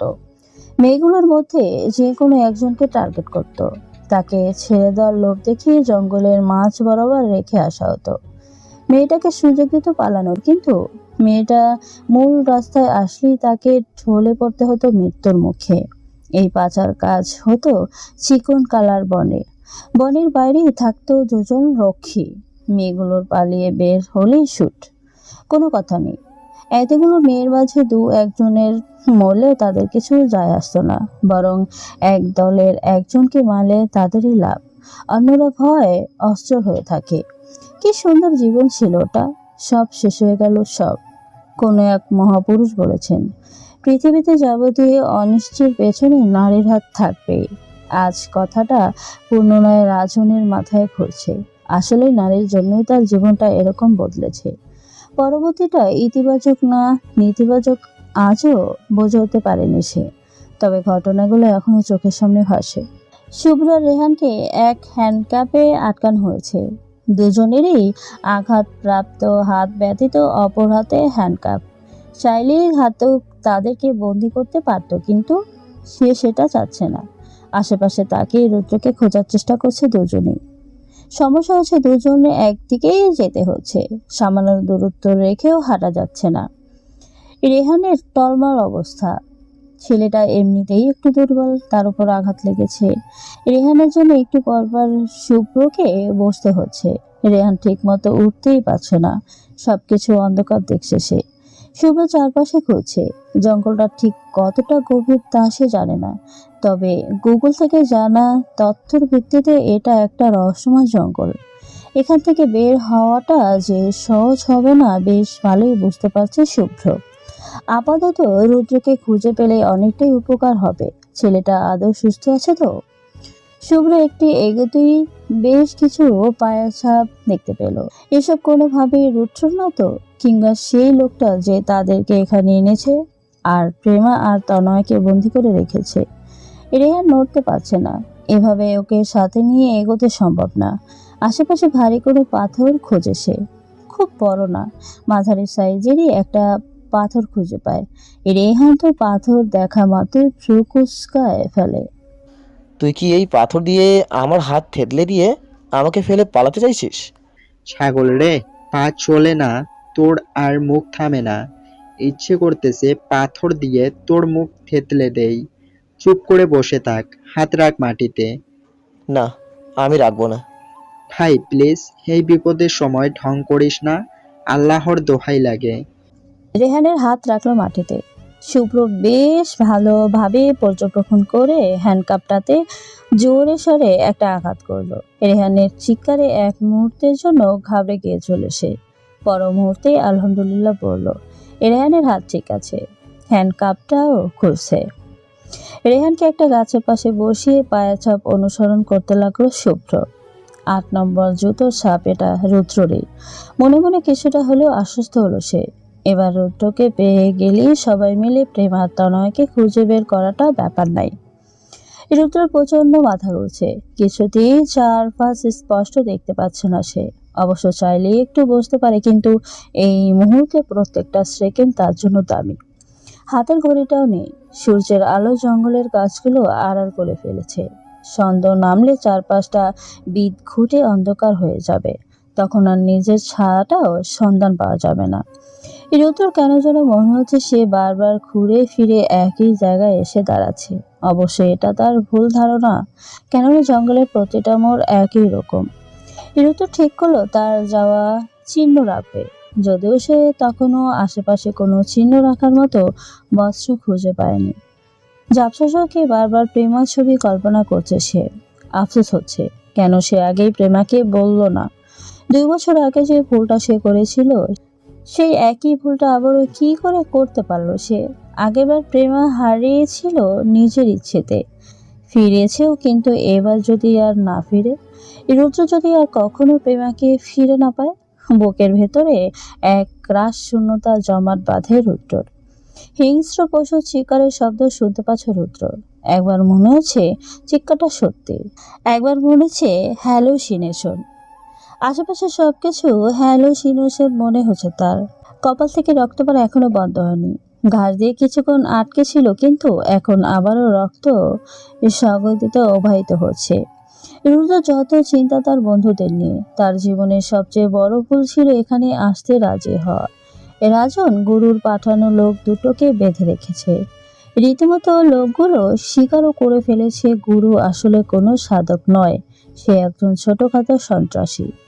লোকের থেকে টাকা নিয়ে কিডন্যাপ করা, খুন করা, এসব তার পেশার অন্তর্ভুক্ত। রাজনের এক মুহূর্তের জন্য নিজেকে চরম বোকা একজন মানুষ মনে হয়। মেয়ের শোকে সে একদম বদ্ধ উন্মাদ হয়ে উঠেছে। এখন তার তীক্ষ্ণ মস্তিষ্কটা সচল হচ্ছে, যে মস্তিষ্কে জং ধরে পড়িয়েছিল রুক্মিণী। অবশ্য মেয়েটাকে সে বড় বেশি ভালোবেসেছিল। নারী পাচার দলের সাথে দীর্ঘদিন থাকার পর রাজনের মনে হলো তার নিজের একটা দল থাকবে। ওই দল থেকে অত্যাহত দিয়ে নিজের দল গঠনের চেষ্টা করলো সে, কিন্তু কেউ তার দলে আসতে রাজি নয়। বাধ্য হয়ে একাই কাজ শুরু করলো। মাসখানেক যাওয়ার পর তার বেশ নামডাক শুরু হলো চারদিকে। বেশ কয়েকজন তার দলে যোগ দিল। আগের নারী পাচার দলটাকে হারিয়ে ফেলল। সবকিছু ভালোই চলছিল। একদিন রুক্মিণী নামের এক মেয়েকে আনা হলো পাচারের জন্য। ভয়াবহ সুন্দরী না হলেও সে মেয়ের চোখে নির্ঘাত কোনো ভয়ঙ্কর মায়া কিংবা বশীকরণ ক্ষমতা ছিল। তার বলেই রাজনকে বশ করে বিয়ে করে ফেলল সে। রাজনের জীবন ভালোই পরিবর্তন আনার শত চেষ্টা তার। অবশেষে সে রাজনকে শর্ত দিয়ে বসলো। রাজন যেন পুলিশের কাছে ধরা দিয়ে নিজের শাস্তি মেনে নেয়। রাজন তখন রুক্মিণীর প্রেমে মতোয়ারা, সে তাই করলো। দলটা রসাতলে গেল। রাজনের স্বেচ্ছায় ধরা দেওয়ার কারণে শাস্তি কমিয়ে 4 বছরে আনা হলো। রাজনের জেলের সময় কাটলো অপেক্ষার প্রহর গুনতে গুনতে। অথচ তার ঘরে যে ষড়যন্ত্র হচ্ছিল তার বিন্দুমাত্র খবর সে রাখেনি। রাজন যে দলে কাজ করত সেই দলের লিডার রুক্মিণীকে পাঠিয়েছিল। রাজন টোপটা ভালোই গিলেছিল। রাজনের ব্যবসা হওয়া বন্ধ হয়ে গেলে সবাই আবার আগের দলে ফেরে। আগের দলটা আবারও সিংহাসনে বসে। এই রুক্মিণী যে রাজনকে ভালোবাসতো তাও সত্যি নয়। রাজন 4 বছর পর জেল থেকে বের হয়ে জানতে পারে তার 4 বছরের একটা মেয়ে আছে। কথাটা মিথ্যা। মেয়েটা রাজনের নয়, রুক্মিণীর প্রেমিকের, যার সাথে সে পালিয়ে সে নিজের মেয়ের তোয়াক্কা না করে রাজন জেল থেকে বের হয়ে খুব সাধারণ চাকরিতে ঢোকে, যেন মেয়ের জীবন নষ্ট না হয়। কিন্তু অতীতের কুকর্মের ফল তাকে পেতেই হয়েছে। শত শত মেয়ের জীবন নষ্ট করার ফল সে পেয়েছে নিজের মেয়েটাকে হারিয়ে। প্রেম আর তনয়ের হাত এক দড়ি দিয়ে বাঁধা। দুটো চেয়ারকে এক জায়গায় করে একসাথে হাত বাঁধা হয়েছে। প্রেমার এখনো জ্ঞান ফেরেনি। ঘুমের ঔষধ দেওয়া হয়েছে দুজনকেই। তনয় ধীরে ধীরে চোখ খোলে। ঝাপসা চোখে দেখতে পায় একটা ঘর, চারপাশে মাটি, অনেকটা সুড়ঙ্গের মতো। তনয়ের সামনেই দুটো লোক মেঝেতে পড়ে আছে। এই দুটো লোক গাড়িতে ছিল সেই লোকটার সাথে। এই লোক দুটোর অবস্থা দেখে আঁতকে ওঠে তনয়া। মানুষ ভুল করে, রাজনও করেছে। ভুলের মাসুলও দিয়েছে সে, কিন্তু এখন তো আর কিছু হারানোর বাকি নেই। সমস্ত মায়া ইতিমধ্যে ত্যাগ করে ফেলেছে। তাহলে কেন পুরনো খেলাটা ফিরতে পারবে না সে? প্রেম আর তনয় দুজনের মধ্যে যে কোনো একজনকে নিয়ে খেলতে হবে। কাকে বাইরে পাঠাবে বুঝে উঠতে পারছে না সে। একটা কাগজে দুজনের নাম লিখে সে তারপর কাগজ দুটো মেঝেতে ফেলে। সেখান থেকে যে কোনো একটা কাগজ হাতে তুলে নেয়। কাগজের ভাঁজ খুলতেই জলজল করে ওঠে একটা নাম। রাজনের মুখের হাসি বহমান থাকে। সে যেই নামটা চেয়েছিল সেটাই উঠেছে। প্রত্যাশার ভাগ্য মিলে গেলে যে অনুভূতি হয় তার মতো সুখের বোধহয় কিছু আর নাই।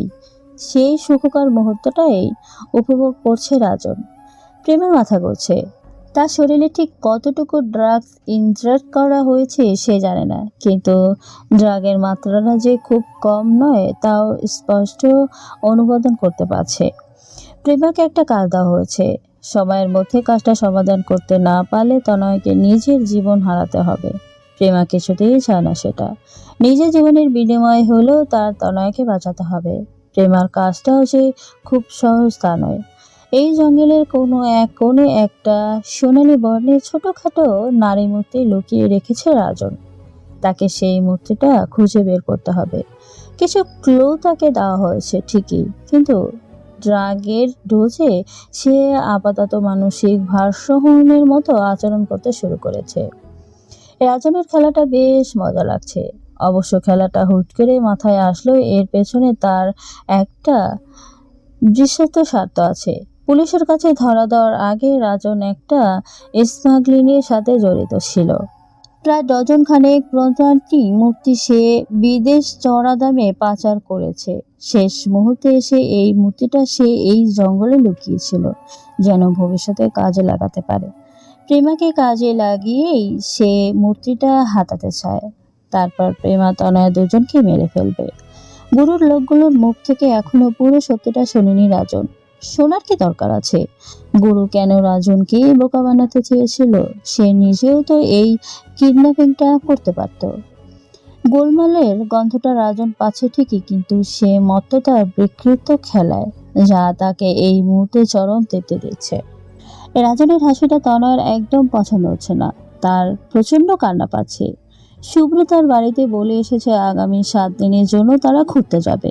শুভ্রর কথা বিশ্বাস করেই হয়তো কেউ তাদের খুঁজতে আসছে না, এমনকি যোগাযোগের চেষ্টাও করছে না। এই ঘুরতে আসাটা যে তনয়ের কাল হবে জানলে সে কখনোই আসতো না, এমনকি কাউকেই আসতে দিত না। রাজন এখনো হাসছে। লোকটার হাসির মাঝে এক ধরনের পাগলামি লক্ষ্য করেছে তনয়। স্বাভাবিক মানুষ যেভাবে হাসে লোকটা সেভাবে হাসে না। লোকটার হাসি অনেকটা থ্রিলার মুভির ভিলেনগুলোর মতো। দীর্ঘশ্বাস ফেল তনয়া। মনে একটাই প্রশ্ন, প্রেমা কি পারবে লোকটার দেওয়া কাজ শেষ করে ফিরতে? রুদ্র পড়ে আছে ঘাসের উপর। অনেকক্ষণ থেকে তার মুখে পানি ছিটাচ্ছে শুভ্র, কিন্তু রুদ্র চোখ খুলছে না। শুভ্র তাও খুশি এই ভেবে যে অন্তত রুদ্রকে সে খুঁজে পেয়েছে। রুদ্রর পাশেই বসে আছে সে। আচমকায় তার চোখ পড়ল রুদ্রর ঘাড়ের দিকে। রুদ্রর ঘাড়ে ইঞ্জেকশনের দাগ। রুদ্রকে কি ড্রাগস টাইপ কিছু দেওয়া হয়েছে? মুহূর্তে আটকে উঠে সে। অ্যাক্সিডেন্ট হওয়ার পর তাদের সাথে কি কি হয়েছিল সব মনে করার চেষ্টা করে। ব্যর্থ চেষ্টা। এক বন্ধুও কিছু মনে করতে পারে না। শুভ্রর নিজের উপর রাগ হচ্ছে। সব দোষ তার। এই অ্যাডভেঞ্চারের আসার কোনো মানেই ছিল না। ইচ্ছে করে বিপদ ডেকে এনেছে সে। বেডটা অ্যাকসেপ্ট না করলেও পারত সে। সোশ্যাল মিডিয়াতে একটা ট্যুর গ্রুপে পরিচিত এবং বেশ অ্যাডভেঞ্চার হওয়ার সুবাদেই অপরিচিত একটা মেয়ে তাকে চ্যালেঞ্জ করেছিল চিকন কালার বনে আসার জন্য। তখনও সে এটা নিয়ে এত সিরিয়াসলি ভাবেনি, কিন্তু যখন সবাই মিলে ঘুরতে যাওয়ার প্ল্যান করা হলো তখনই তার মাথায় আসলো জায়গাটার কথা। এখন কেন যেন সবকিছু প্রি প্ল্যান্ড মনে হচ্ছে শুভ্রর। হুট করে প্রেমার দেশে ফেরার পরপরই এত কিছু ঘটে যাওয়া কোনোভাবেই কোইন্সিডেন্সের মধ্যে পড়ে না। কেউ জেনে বুঝে এসব কিছু প্ল্যান করেছে, কিন্তু কেন? আর প্রেমার দেশে ফেরার সাথেই এই প্ল্যানের কি যোগসূত্র রয়েছে? সবকিছুই কেমন যেন ভুলে যাচ্ছে শুভ্রর। ধীরে ধীরে চোখ খুলছে রুদ্র। চোখ খুলতেই সামনে শুভ্রকে দেখে খুশিতে চোখ জলজল করতে লাগলো। ইচ্ছে করলো এখনই শুভ্রকে জড়িয়ে ধরে, কিন্তু শক্তিটুকু পেল না শরীরে। শুভ্র, তুই রিল্যাক্স হ, তোর শরীরে অনেক আঘাত লেগেছে। কোনোভাবে এখান থেকে বের হয়ে আগে ডাক্তার দেখাতে হবে। প্রেমার তনয়াকে ছাড়া আমরা কোনোভাবেই ফিরতে পারবো না। তোর কি মনে হচ্ছে লোকটা ওদেরকেও এই জঙ্গলে রেখেছে? মনে হচ্ছে কারণ লোকটা একটা খেলা খেলতে চাইছে, না হলে আমাদের এভাবে এখানে ফেলে রাখতো না। অবশ্যই কিছু একটা চলছে লোকটার মাথায়। আমার মনে হচ্ছে সবকিছু প্রি প্ল্যান্ড। শুভ্র বেডের কথাটা রুদ্রকে বলল।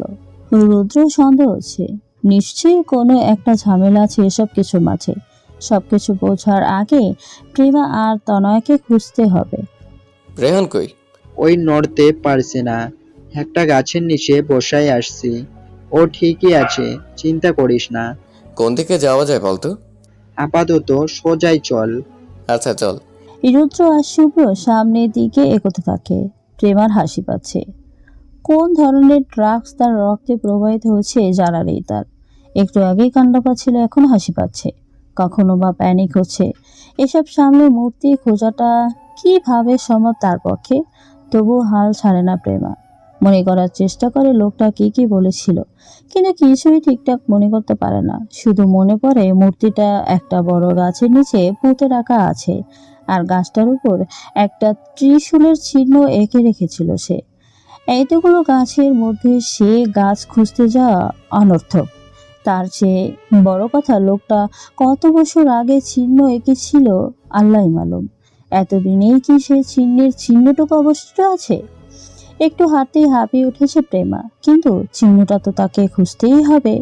প্রেমা ঠিক বুঝে উঠতে পারছে না কোথায় থাকতে পারে গাছটা। না, এভাবে হাঁটলে পাওয়া যাবে না। কিছু তো বিশেষত্ব আছে গাছটা, যার জন্য লোকটা ওই গাছের নিচে মূর্তিটা লুকিয়েছিল। আশেপাশের সব গাছই তো একরকম। একটু একটু করে জঙ্গলের গভীর থেকে বেরিয়ে আসতে শুরু করে প্রেমা। আচমকাই খেয়াল করে একটা অবয়বটার দিকে ধীরে ধীরে এগোতেই থাকে সে। লোকটা যে গাছে হেলান দিয়ে আছে সেই গাছটা একেবারে সবুজ সজীব, অথচ বনের অন্য গাছগুলোর চামড়া অব্দি শুকিয়ে এসেছে। নির্ঘাত কোন একটা রহস্য আছে। প্রেমা ধীর পায়ে এগোচ্ছে। সামনে থাকা লোকটা তার জন্য বিপজ্জনক হতে পারে। আচমকায় চোখের সামনে অন্ধকার ছেয়ে আসে প্রেমার। সশব্দে পড়ে যায় শুকনো পাতার উপর। পাতার মর্মর শব্দে আহত শরীর নিয়ে পিছনে তাকাতেই প্রেমাকে দেখতে পায় রেহান। প্রেমা তখন বেহুশ অবস্থা। চিৎকার করে শুভ্রকে ডাকে রেহান, কিন্তু শুভ্র অব্দি রেহানের গলার আওয়াজ পৌঁছায় না। রেহান ওঠার চেষ্টা করে, কিন্তু কিছুতেই উঠতে পারছে না। শেষমেশ শরীরের উপর সর্বোচ্চ জোর দিয়ে উঠে প্রেমাকে গাছের নিচে শুয়ে দেয় সে। আলতো করে প্রেমার গালে থাপ্পড় দিয়ে তাকে ডাকতে শুরু করে, কিন্তু প্রেমা চোখ খুলছে না। রেহান যে একা কিছু করতে পারবে তা না, সে নিজেও জানে না। তাই প্রেমাকে সাবধানে রেখে সে শুভ্রকে খোঁজা শুরু করে। অনেকক্ষণ ধরেই তো হাঁটছি রে রুদ্ধ, সব কেমন যেন গোলক ধাঁধায় মতো। সন্ধ্যা হয়ে আসছে, এখন কি হবে? একটা জিনিস খেয়াল করেছিস? এই জায়গায় পা রাখলে অদ্ভুত একটা শব্দ আছে, যেন নিচে কোনো দরজা আছে। দেখি তো। হ্যাঁ, তাই তো। এখন কি করবি? আগেই নিচে নামা যাবে না, এটা কোনো ফাঁদ হতে পারে। আশপাশটা দেখে আসি, চল। রুদ্র কথা মতো শুভ্র যেই না সামনে এগোবে অমনি একটা জাল এসে তাকে আষ্টে পৃষ্ঠে জড়িয়ে ধরে। ছাড়ানোর চেষ্টা করতেই রক্তাক্ত হাতে আবারও ব্যথা পায় সে। কিরে প্রেমা, কোথায়? তুই না বললি প্রেমা এখানে আছে? আরে ছিলই তো, কোথায় চলে গেল? ও অজ্ঞান হয়ে গিয়েছিল, সেজন্য আমি শুয়ে রেখে চলে গিয়েছিলাম তোদের খুঁজতে। এখনও এখানে নেই, অদ্ভুত তো। তুই যেখানে দাঁড়িয়ে আছিস সেখানে মাটি খোঁড়া হয়েছে, তার মানে এখানে কিছু একটা ছিল, আর সেটা নিতেই প্রেমাকে পাঠানো হয়েছিল। প্রেমা কি দেখেছিল তোকে? না, দেখার আগেই তো অজ্ঞান হয়ে ঢলে পড়লো। কোনো একটা রহস্য অবশ্যই আছে। ওইদিকে একটা জায়গার নিচে সুড়ঙ্গের মতো কিছু একটা আছে, সেদিকে এগোতেই শুভ্রর জালে জড়িয়ে যাওয়া, এখানে প্রেমার আশা আবার হারিয়েও যাওয়া। কিছু একটা রহস্য আছেই। এইসব কিছুই লোকটা একা করতে পারবে? এখানে তো ঠিকঠাক সিগন্যালও পায় না, লোকটা কারোর সাথে কন্ট্যাক্টও করতে পারছে না। একা একা এত কিছু কিভাবে করছে সে? কোথায় সুড়ঙ্গ দেখলি? চল দেখাচ্ছি। আমার মনে হচ্ছে সব রহস্য ওখানেই সমাধান হবে। রুদ্র কি কত ব্যয়বহুল, এমনটা আশা করেনি সে। রুদ্র, রেহান আর শুভ্র আবারও এগোয় সুড়ঙ্গের দিকে। এই জঙ্গলের মধ্যে হাঁটতে হাঁটতে সুড়ঙ্গে পৌঁছানো কঠিন, তার উপর সন্ধ্যা হয়ে এসেছে। চারদিকে সামান্য আলোর রেশ রয়েছে। সুড়ঙ্গ অবধি পৌঁছাতে পৌঁছাতে যদি রাত হয়, তবে সেখানে গিয়ে আদৌ তারা কিছু করতে পারবে? একেই তো কিছুই চেনে না সে জায়গার, তাছাড়া আগের বার গিয়ে সে ফাঁদ দেখে এসেছে। দ্বিতীয়বার না জানি আরো বড় কোনো ফাঁদ অপেক্ষা করছে। এসব ভাবলে তো আর এগোনো যাবে না, কিন্তু এগোতে তো হবেই। প্রেমা মূর্তিটা দেওয়ার পরপরই রাজন প্রেমাকে আঘাত করবে বলে ঠিক করে রেখেছিল, কিন্তু তনয়ের জন্য তা সম্ভব হলো না। তনয়ের হাতন বাঁধন আলগা হওয়ায় সে তা খুলে ফেলেছিল আগেই। অপেক্ষায় ছিল শুধু প্রেমার আশার। প্রেমা আশা মাত্র দুজন মিলে অতর্কিতভাবে মারতে থাকে রাজনকে। রাজন নিঃশ্বাস নেওয়ার সময়টুকু পায়নি, মারের চোটে বেহুশ হয়ে যায়। রাজন পড়ে যেতে প্রেমার তনয় দৌড়ে বাইরে যাওয়ার চেষ্টা করে। মূর্তিটা এখনো প্রেমার হাতে মুষ্টিবদ্ধ। রাজন প্রেমার তনয়কে যে জায়গায় রেখেছিল তা ছিল মাটির নিচে। এই জায়গা যে অনেক আগে বানানো হয়েছে তাও স্পষ্ট বুঝল প্রেমা। দৌড়ে বাইরে আসতেই কারোর সাথে ধাক্কা লেগে পড়ে যাওয়ার উপক্রম হলো সে, কিন্তু পড়ল না। কে একজন প্রেমার কাঁধে দুহাত রেখে ধরল তাকে। প্রেমা ভয় চিৎকার দিতে নিল, পরক্ষণেই মানুষটার হাত প্রেমার মুখ চেপে ধরল। প্রেমা কামড় দিল হাতে। উফ, রাক্ষসী একটা! এত জোরে কেউ কামড় দেয়? রুদ্রর বাচ্চা, কই ছিলি তুই? ঠিক আছিস? তোর কিছু হয়নি তো? রুদ্রকে শক্ত করে জড়িয়ে ধরে প্রেমা, চোখ বেয়ে অঝরে পানি গড়াচ্ছে। রুদ্র মুচকি হাসছে। মেয়েটা তবে তাকে ভালোবেসেই ফেললো, নাকি শুধুই বন্ধুত্বের খাতিরে এত চিন্তা? শুধুমাত্র বন্ধুর জন্য এত আতঙ্কিত হয় কেউ? কই, রেহান কিংবা শুভ্রকে তো জড়িয়ে ধরে কাঁদলো না প্রেমা? ওরাও তো বিপদে পড়েছিল। রুদ্র কেন যেন মনে হচ্ছে প্রেমাও তাকে ভালোবাসে, তবে সে ভালোবাসা অপ্রকাশিত রাখতে চায়। রুদ্র, বলে ফেল, কিন্তু এখনো সুযোগ আছে। কি রে রুদ্ধ, বলবি না?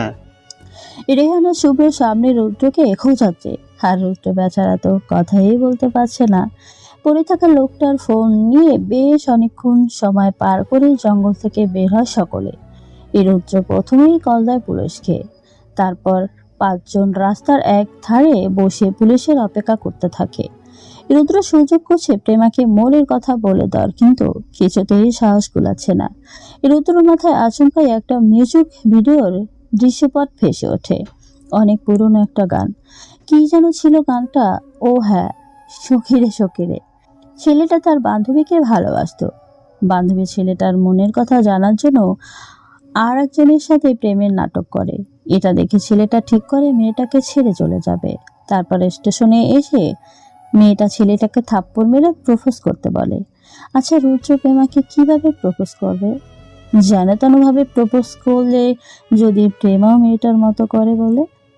রুদ্র, এইভাবে কেউ প্রপোজ করে? ফিল্ম দেখিস না? ধর। কিছুই ভাবতে পারছে না রুদ্র। আপাদা মস্তক তার ঢলছে, মাথার ভিতর সবকিছুই ভো ভো করে ঘুরছে। প্রেমার পাশে বসতেও হাত পা কাঁপছে। রুদ্রর এসব কাণ্ড প্রেমা বাদে কারোরই চোখ এড়াচ্ছে না। সুব্রত কিছুক্ষণ পর পর বিরক্তি হয়ে রুদ্রর গোষ্ঠী উদ্ধার করছে। রুদ্র নিজেও মনে মনে বিরক্ত, সে বিড়বিড় করেই যাচ্ছে। রুদ্রে, তুই এত ভীতু কবে থেকে হলি? সামান্য 3টা শব্দ বলে দে প্রেমাকে। আচ্ছা, প্রেমার পায়ে কি হাই হিল? হাই হিল দিয়ে মারলে কেমন ব্যথা লাগে? প্রেমা কি জুতো খুলে মারবে নাকি হাত দিয়ে মারবে? ধুরু, কী সব ভাবতেছি। না মরেই ভূত হওয়ার মতো হাবিজাবি চিন্তা। মনে মনে কয়েকবার প্র্যাকটিস করে নিই। আচ্ছা, শুরুটা করবো কিভাবে? প্রেমা, আমি না তোকে খুব ভালোবাসি, এভাবে বলবো? কেমন যেন বেখাপ্পা লাগতেছে। রুদ্র বিড়বিড় শেষ হওয়ার আগেই পুলিশ চলে আসলো। রুদ্র মনে মনে কটমট করে উঠল। বাংলাদেশের পুলিশ কবে থেকে এত ফাস্ট হলো? পরক্ষণেই খেয়াল হলো এরা লোকাল থানার পুলিশ, সম্ভবত ময়মনসিংহের আশেপাশের কোনো এলাকার। পুলিশ এসে এই লোকটার খোঁজ করলেন। রুদ্র যেতে চাইলেই শুভ্র তাকে আর প্রেমাকে সময় দিয়ে পুলিশকে নিয়ে চলে গেল। রেহান তনয়ও গেল পিছু পিছু।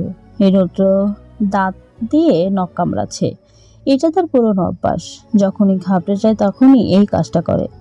প্রেমা কেবলই তাকিয়ে তাকিয়ে রুদ্রর কাণ্ডকীর্তি দেখছে। এই রুদ্রকে এখনো কিছু বলবে না? সে কি তবে ভালোবাসে না প্রেমাকে? প্রেমা রুদ্রকে ভালোবেসেছিল সেই 2 বছর আগে, কিন্তু হঠাৎ জানতে পারলো এই রুদ্র অন্য কাউকে ভালোবাসে। সত্যটা যাচাইয়ের ব্যাপারটাও তখন তার মাথায় আসেনি। এই রুদ্রর উপস্থিতিটা তখন তার জন্য পীড়াদা হয়ে উঠেছিল। বাধ্য হয়ে কাউকে না জানিয়ে উড়াল দিল অচেনা রাজ্যে। এত বছর পর ফিরে এসে দেশে জানলো 2 বছর রুদ্র থেকে দূরে থাকাটা কেবলই একটা ভুল বোঝাবুঝির ফল। এই রুদ্র এতটা বোকা কেন? এবারেও যদি সে ভালোবাসার কথা না জানায় তবে প্রেমা আর ফিরবে না, কখনোই না। প্রেমা নিজেকে কথা দিয়েছে, রুদ্র যদি সত্যি তাকে ভালোবাসে থাকে অন্তত হারিয়ে ফেলার ভয় হলো সবকিছু স্বীকার করত। প্রেমা বারবার রুদ্র দিকে তাকাচ্ছে, তার চোখ ছলছল করছে। প্রেমার বাবা পুলিশের মাধ্যমে সব ঘটনা জেনে নিয়েছে, ইমার্জেন্সি প্লেনে করে দেশে এসেছে। প্রেমাকে নিয়ে আজকের মধ্যেই তিনি ফিরবেন। ইতিমধ্যে টিকিটও কেটে ফেলেছেন। প্রেমা ভেবেছিল রুদ্র হয়তো এবার তাকে আটকাবে, নিজের ভালোবাসার কথা স্বীকার করবে, কিন্তু রুদ্র তো কিছুই বলল না। হয়তো রুদ্র তাকে ভালোই বাসে না। এদিকে রুদ্রের ভেতরে যে কি চলছে তা শুধু সেই জানে। সকাল হতেই তার মন পাখি আবার উড়াল দেবে তাকে ফেলে, অথচ সে কিছুই করতে পারছে না। দীর্ঘশ্বাস ফেল রুদ্র। পুলিশ স্টেশন থেকে কল এসেছে, লোকটার জ্ঞান ফিরেছে। সে কিছু বলতে চায়, রুদ্র বুঝে উঠতে পারে না পুলিশ বাদ দিয়ে তার সাথে লোকটা কি কথা। অবশ্য এত না ঘেটে সরাসরি গেলেই জানা যায়। যদিও রুদ্রের মন মেজাজ ঠিক নেই, তবুও দরকার ভেবে রুদ্র লোকটার সাথে দেখা করার জন্য মন স্থির করে। তবে রুদ্র তখনও জানতো না লোকটার সাথে দেখা করাটাই তার জীবনে একেবারে উল্টাপাল্টা করে দিতে চলেছে। রুদ্র সাহেব এসেছেন, তবে ভেবেছিলাম এই অপরাধীকে বোধহয় আর বিশ্বাস করবেন না। যা বলার তাড়াতাড়ি বলো। আফনান শাহরিয়ারের নাম শুনেছেন? আমার বান্ধবী প্রেমার বাবা তিনি। কথাটা শোনা মাত্র ভ্রু কুচকালো রাজন। পরক্ষণেই আবারও বলতে শুরু করলো। খুব বেশি সময় আমাকে দেওয়া হয়নি, তাই খুব সংক্ষেপে বলি। আমি একটা দলের হয়ে কাজ করতাম, নারী পাচার দল আর কি। পরবর্তীতে সে দল থেকে বেরিয়ে নিজে একটা দল বানিয়ে ফেলি। ফলে আগের দলের খ্যাতি অনেকটাই কমে যায়। এই দলের লিডার নানান চক্রান্তে করে আমাকে জেলে পাঠায়। সেসব না বলি, জেল থেকে বের হয়ে স্বাভাবিক জীবনে ফিরতে চেয়েছিলাম। তখন আমার মেয়েকে খুন করা হয়। আমার পাপের ফল। একদিন সংবাদ পাই গুরু নামের এক লোক আমার মেয়েকে ফেরাতে পারবে। অশুভ শক্তি ধারা, বৃদ্ধ উন্নাথ আমি তখন যে যা বলতো মেনে নিতাম। তোমার বান্ধবীকে তুলে নিয়ে আসার আদেশ পেলাম। ওরা অবশ্য চেয়েছিল আমার হাত দিয়ে প্রেমাকে মেরে আমাকে একেবারে জেলে পাঠিয়ে দিতে, আবারও সেটা হলো না। লিডারটাকে চেনেন আপনি? তাহলে পুলিশকে ওনার তথ্য দিন। লিডারের নাম আফসান শাহরিয়ার। একমাত্র আমি তার আসল নাম জানতাম, সেজন্য আমাকে সরাতে চেয়েছিল। প্রেমার বাবা? উনি প্রেমাকে কিডন্যাপ করার অর্ডার কেন দিলে? একটা ব্যক্তিগত কথা বলি প্রেমার জীবন নিয়ে। প্রেমার আসল বাবা উনি নন, উনি প্রেমার মায়ের দ্বিতীয় স্বামী। সম্পত্তির লোভে প্রেমার মাকে বিয়ে করেছিলেন। আপনি কি সত্যি বলছেন নাকি ম্যানিপুলেট করার চেষ্টা করছেন? আপনার কাছে মিথ্যা বলে আদৌ আমার কোনো লাভ আছে কি? প্রেমার বাবার উপর আপনি যে অভিযোগ তুলছেন তার কোনো প্রমাণ আছে আপনার কাছে? যে মূর্তিটা তোমরা পেয়েছো তার মধ্যে একটা চিপ আছে, ওইটা চেক করতে হবে, তাহলেই সব প্রমাণ পেয়ে যাবে। পুলিশকে না বলে এসব কথা আমাকে কেন বলছেন? সরাসরি পুলিশকে জানালেই পারতেন। পুলিশের কিছু সদস্য ওই লোকটার সাথে জড়িত। এতটা সময় ওই লোকের গ্যাংয়ে থেকেছি, অনেক কিছুই জানি। আমি এখন অবধি কাউকে ভরসা করে উঠতে পারিনি। তবে আমি জানি তুমি প্রেমাকে ভালোবাসো, ওকে বাঁচানোর জন্য তুমি সব করতে পারো। এই ভরসাতেই তোমাকে সত্যিটা বলার ঝুঁকি নিলাম। আপনাকে কে বলল আমি প্রেমাকে ভালোবাসি? ভালোবাসা সে কি মুখে বলার জিনিস? প্রিয়তমার বিপদে যার উদ্বিগ্ন চোখ পলক ফেলে না নিজের জীবনের ধার ধারে না, তার অনুভূতি আমার কাছে ধরা দিবে না। শোনো, আমিও ভেবেছিলাম কাউকে হৃদয়ের প্রতিটা স্পন্দন দিয়ে তীব্র ভালোবাসা ছিল, তো হারিয়েছি তাকে। তার প্রতারণার সদ্ভরটা বিষাক্ত মনে হয়নি। বাদ দাও এসব। তুমি এখন কি করবে ভাবছো? আমার একটা ঝুঁকি নিতে হবে। আমার জানাশোনা একজন প্রভাবশালী মানুষ আছেন, তবে তিনি আমার সাহায্য করবেন কিনা জানি না। চেষ্টা করে দেখতে হবে। আচ্ছা ঠিক আছে, এখন যাও তুমি। আচ্ছা ওয়েট, পুলিশ যদি লোকটার সাথে মিলেই থাকে তবে আপনার সাথে আমাকে দেখা করতে দিল কেন? তুমি কি ভেবেছো পুলিশ স্টেশন থেকে কল করা হয়েছে তোমাকে? না, কলটা আমি করেছিলাম একজনকে টাকা দিয়ে। তুমি পুলিশ স্টেশনে এসে দেখা করার কথা বলেছ, তোমাকে ডাকা হয়েছে সেটা বলনি, তাই তারা দেখা করতে দিয়েছে। আপনি কিভাবে বুঝলেন আমি ডাকার কথা বলবো না? রিস্ক নিয়েছিলাম একটু। আচ্ছা, তোমার মনে হয় না আমি খুব খারাপ মানুষ? কয়েক ঘন্টা আগ অবধি মনে হতো, এখন মনে হচ্ছে না। আপনি খারাপের মুখোশ পরা একজন ভদ্রলোক। ও, আর একটা কথা, প্রেমাও তোমাকে ভালোবাসে, তোমার মুখ থেকে শোনার অপেক্ষায় আছে। রাজনের কথা শুনে রুদ্র আর কিছু বলে না, স্রেফ হাসে। রুদ্র বের হতেই একজন পুলিশ ব্যক্তিব্যস্ত গলায় প্রশ্ন করে, লোকটা কি বললো তোমায়? এই রুদ্র খানিকটা চিন্তিত হওয়ার ভান করে বলে, লোকটা নাকি কিছুই জানে না, এসব কেউ তাকে দিয়ে করায়নি, সে স্বেচ্ছায় করেছে। রুদ্রর কথা শেষ হওয়া মাত্রই পুলিশের মুখ থেকে চিন্তা ছাপটা সরে যায়, যা রুদ্র দৃষ্টি এড়ায় না। বাড়িতে ফিরেই রুদ্র কেবলই বসতে যাবে এমন সময় টুম করে একটা মেসেজ শব্দ এলো। মেসেজ ওপেন করতে দেখে প্রেমার মেসেজ। রুদ্র, আমি চলে যাচ্ছি। বাবা আর কোনোভাবে আমাকে এখানে রাখতে চায় না। একটা কথা, থাক, দরকার নেই। তোরা ভালো থাকিস আর শোন, বিয়ে করে নে এবার। বুড়ো হচ্ছিস, নিজের খেয়াল রাখিস। প্রেমার মেসেজে রুদ্রর পৃথিবী যেন থমকে গেল। প্রেমার বাবা যদি প্রেমাকে নিয়ে চলে যায় তাহলে আর তাকে বাঁচানোর কোনো সুযোগ থাকবে না তার কাছে। এখন একটাই উপায় আছে, দ্রুত গন্তব্যের উদ্দেশ্যে বের হয় রুদ্র। মাত্রই একটু ঘুমিয়েছিল আদনান রহমান। বাইরে চেঁচামেচিতে দৌড়ে উঠে এলেন।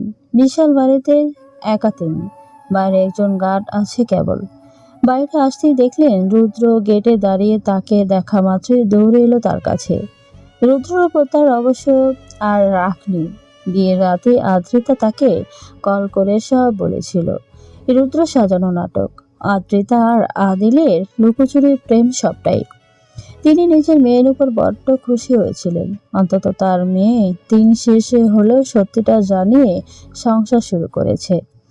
রুদ্রর কাছে মাপ চাইতে চেয়েছিলেন, তবে সুযোগ হয়নি। তবে আজ রুদ্রর উপস্থিতিটা তাকে নিশ্চিত করল।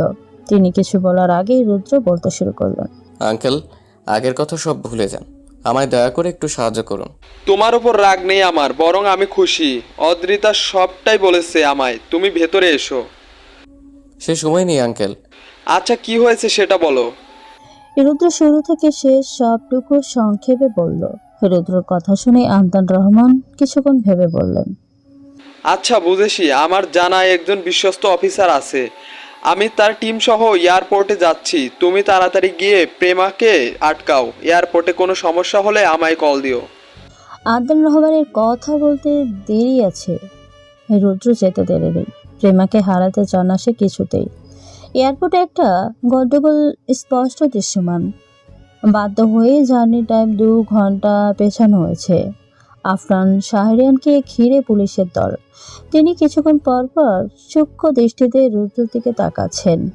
অবশেষে তিনি স্বীকার করলেন তিনি প্রেমার সৎ বাবা এবং সবটাই তিনি করেছেন সম্পত্তির জন্য।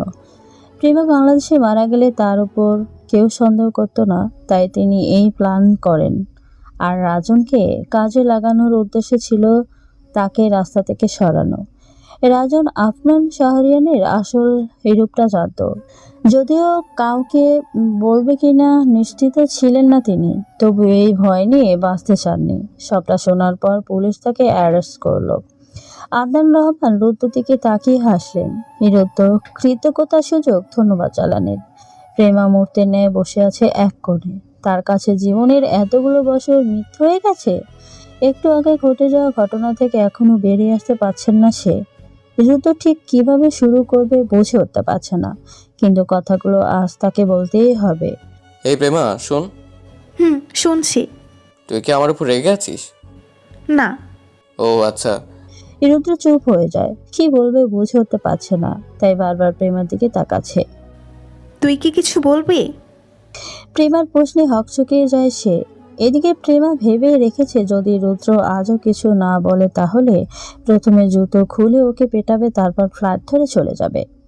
রুদ্রর গলা দিয়ে আওয়াজ বের হচ্ছে না, তবু অনেক কষ্টে মিনিয়ে যাওয়া গলায় হ্যাঁ বলল। তো বল, কি বলবি? আসলে হয়েছে কি, না মানে আমি আসলে তো তোকে না মানে আমি এক থাপ্পড় দিয়ে সব দাঁত ফেলে দিতে ইচ্ছে করতেছে। তুই কিছু বললি? তুই কি বলবি সেটা শোনার অপেক্ষায় আছি। কিছু না। মুহূর্তের মধ্যে মেজাজ খারাপ হয়ে গেল প্রেমার, উঠে বলল। বেশ থাক, আমার ফ্লাইটের টাইম হয়ে গেছে, আমি যাব। প্রেমার কথায় রুদ্রর হাত পা কাঁপতে শুরু করলো। প্রেমা চলে যাবে কেন? রুদ্রর মাথায় আর কিছু আসলো না, চোখ বন্ধ করেই বলে ফেলল। প্রেমা, আমি তোকে খুব ভালোবাসি। রুদ্র ঠিক করে রেখেছে প্রেমা না বলে দিলে সে সোজা উল্টো দিকে ঘুরে চলে যাবে। প্রেমাকে নিজের মুখটাও দেখাবে না। দেখ রুদ্র, ইউ আর জাস্ট ফ্রেন্ড, এর বাইরে আমি কিছু ভাবি না। প্রেমা আর কিছু বলার আগেই রুদ্র পেছনে খুলল। চোখের পানিটা অন্তত প্রেমার সামনে পড়তে দেওয়াটা যাবে না। পেছনে করে চোখ খুলতে টুপ করে চোখ বেয়ে জল গড়ালো। বাম হাতের উল্টো পিঠ দিয়ে সে জল মুছতেই প্রেমা পেছন থেকে ঝাঁপিয়ে পড়ল রুদ্রের উপর। এরকম ঝাপটে ধরল তাকে। ঘটনার আকস্মিকতায় বোবা হয়ে গেছে রুদ্র। প্রেমা তাকে পেছন থেকে জড়িয়ে ধরেই বলল, এত বছর লাগলো বলতে? ছাগল একটা। রুদ্র চোখ পিটপিট করছে। স্বপ্ন দেখছে না তো সে? এই খাদকটা অবশেষে তার ঘরেই যাচ্ছে। সত্যি? আচমকা প্রেমা রুদ্রকে ছেড়ে দিয়ে প্রশ্ন করল। আচ্ছা, তুই কি করে জানলে বাবা আমায় মেরে ফেলতে চায়? তোকে কে বলল? রুদ্র বোধহয় সুযোগ পেল, সাহস নিয়ে প্রেমার কানের কাছে গিয়ে বলল। বাসরাতে বলবো। রুদ্রর বলতে দেরি। প্রেমার অশুভ নির্লজ্জ একঘাত দিতে দিতে রুদ্রর পিঠে কিল বসাতে দেরি নেই।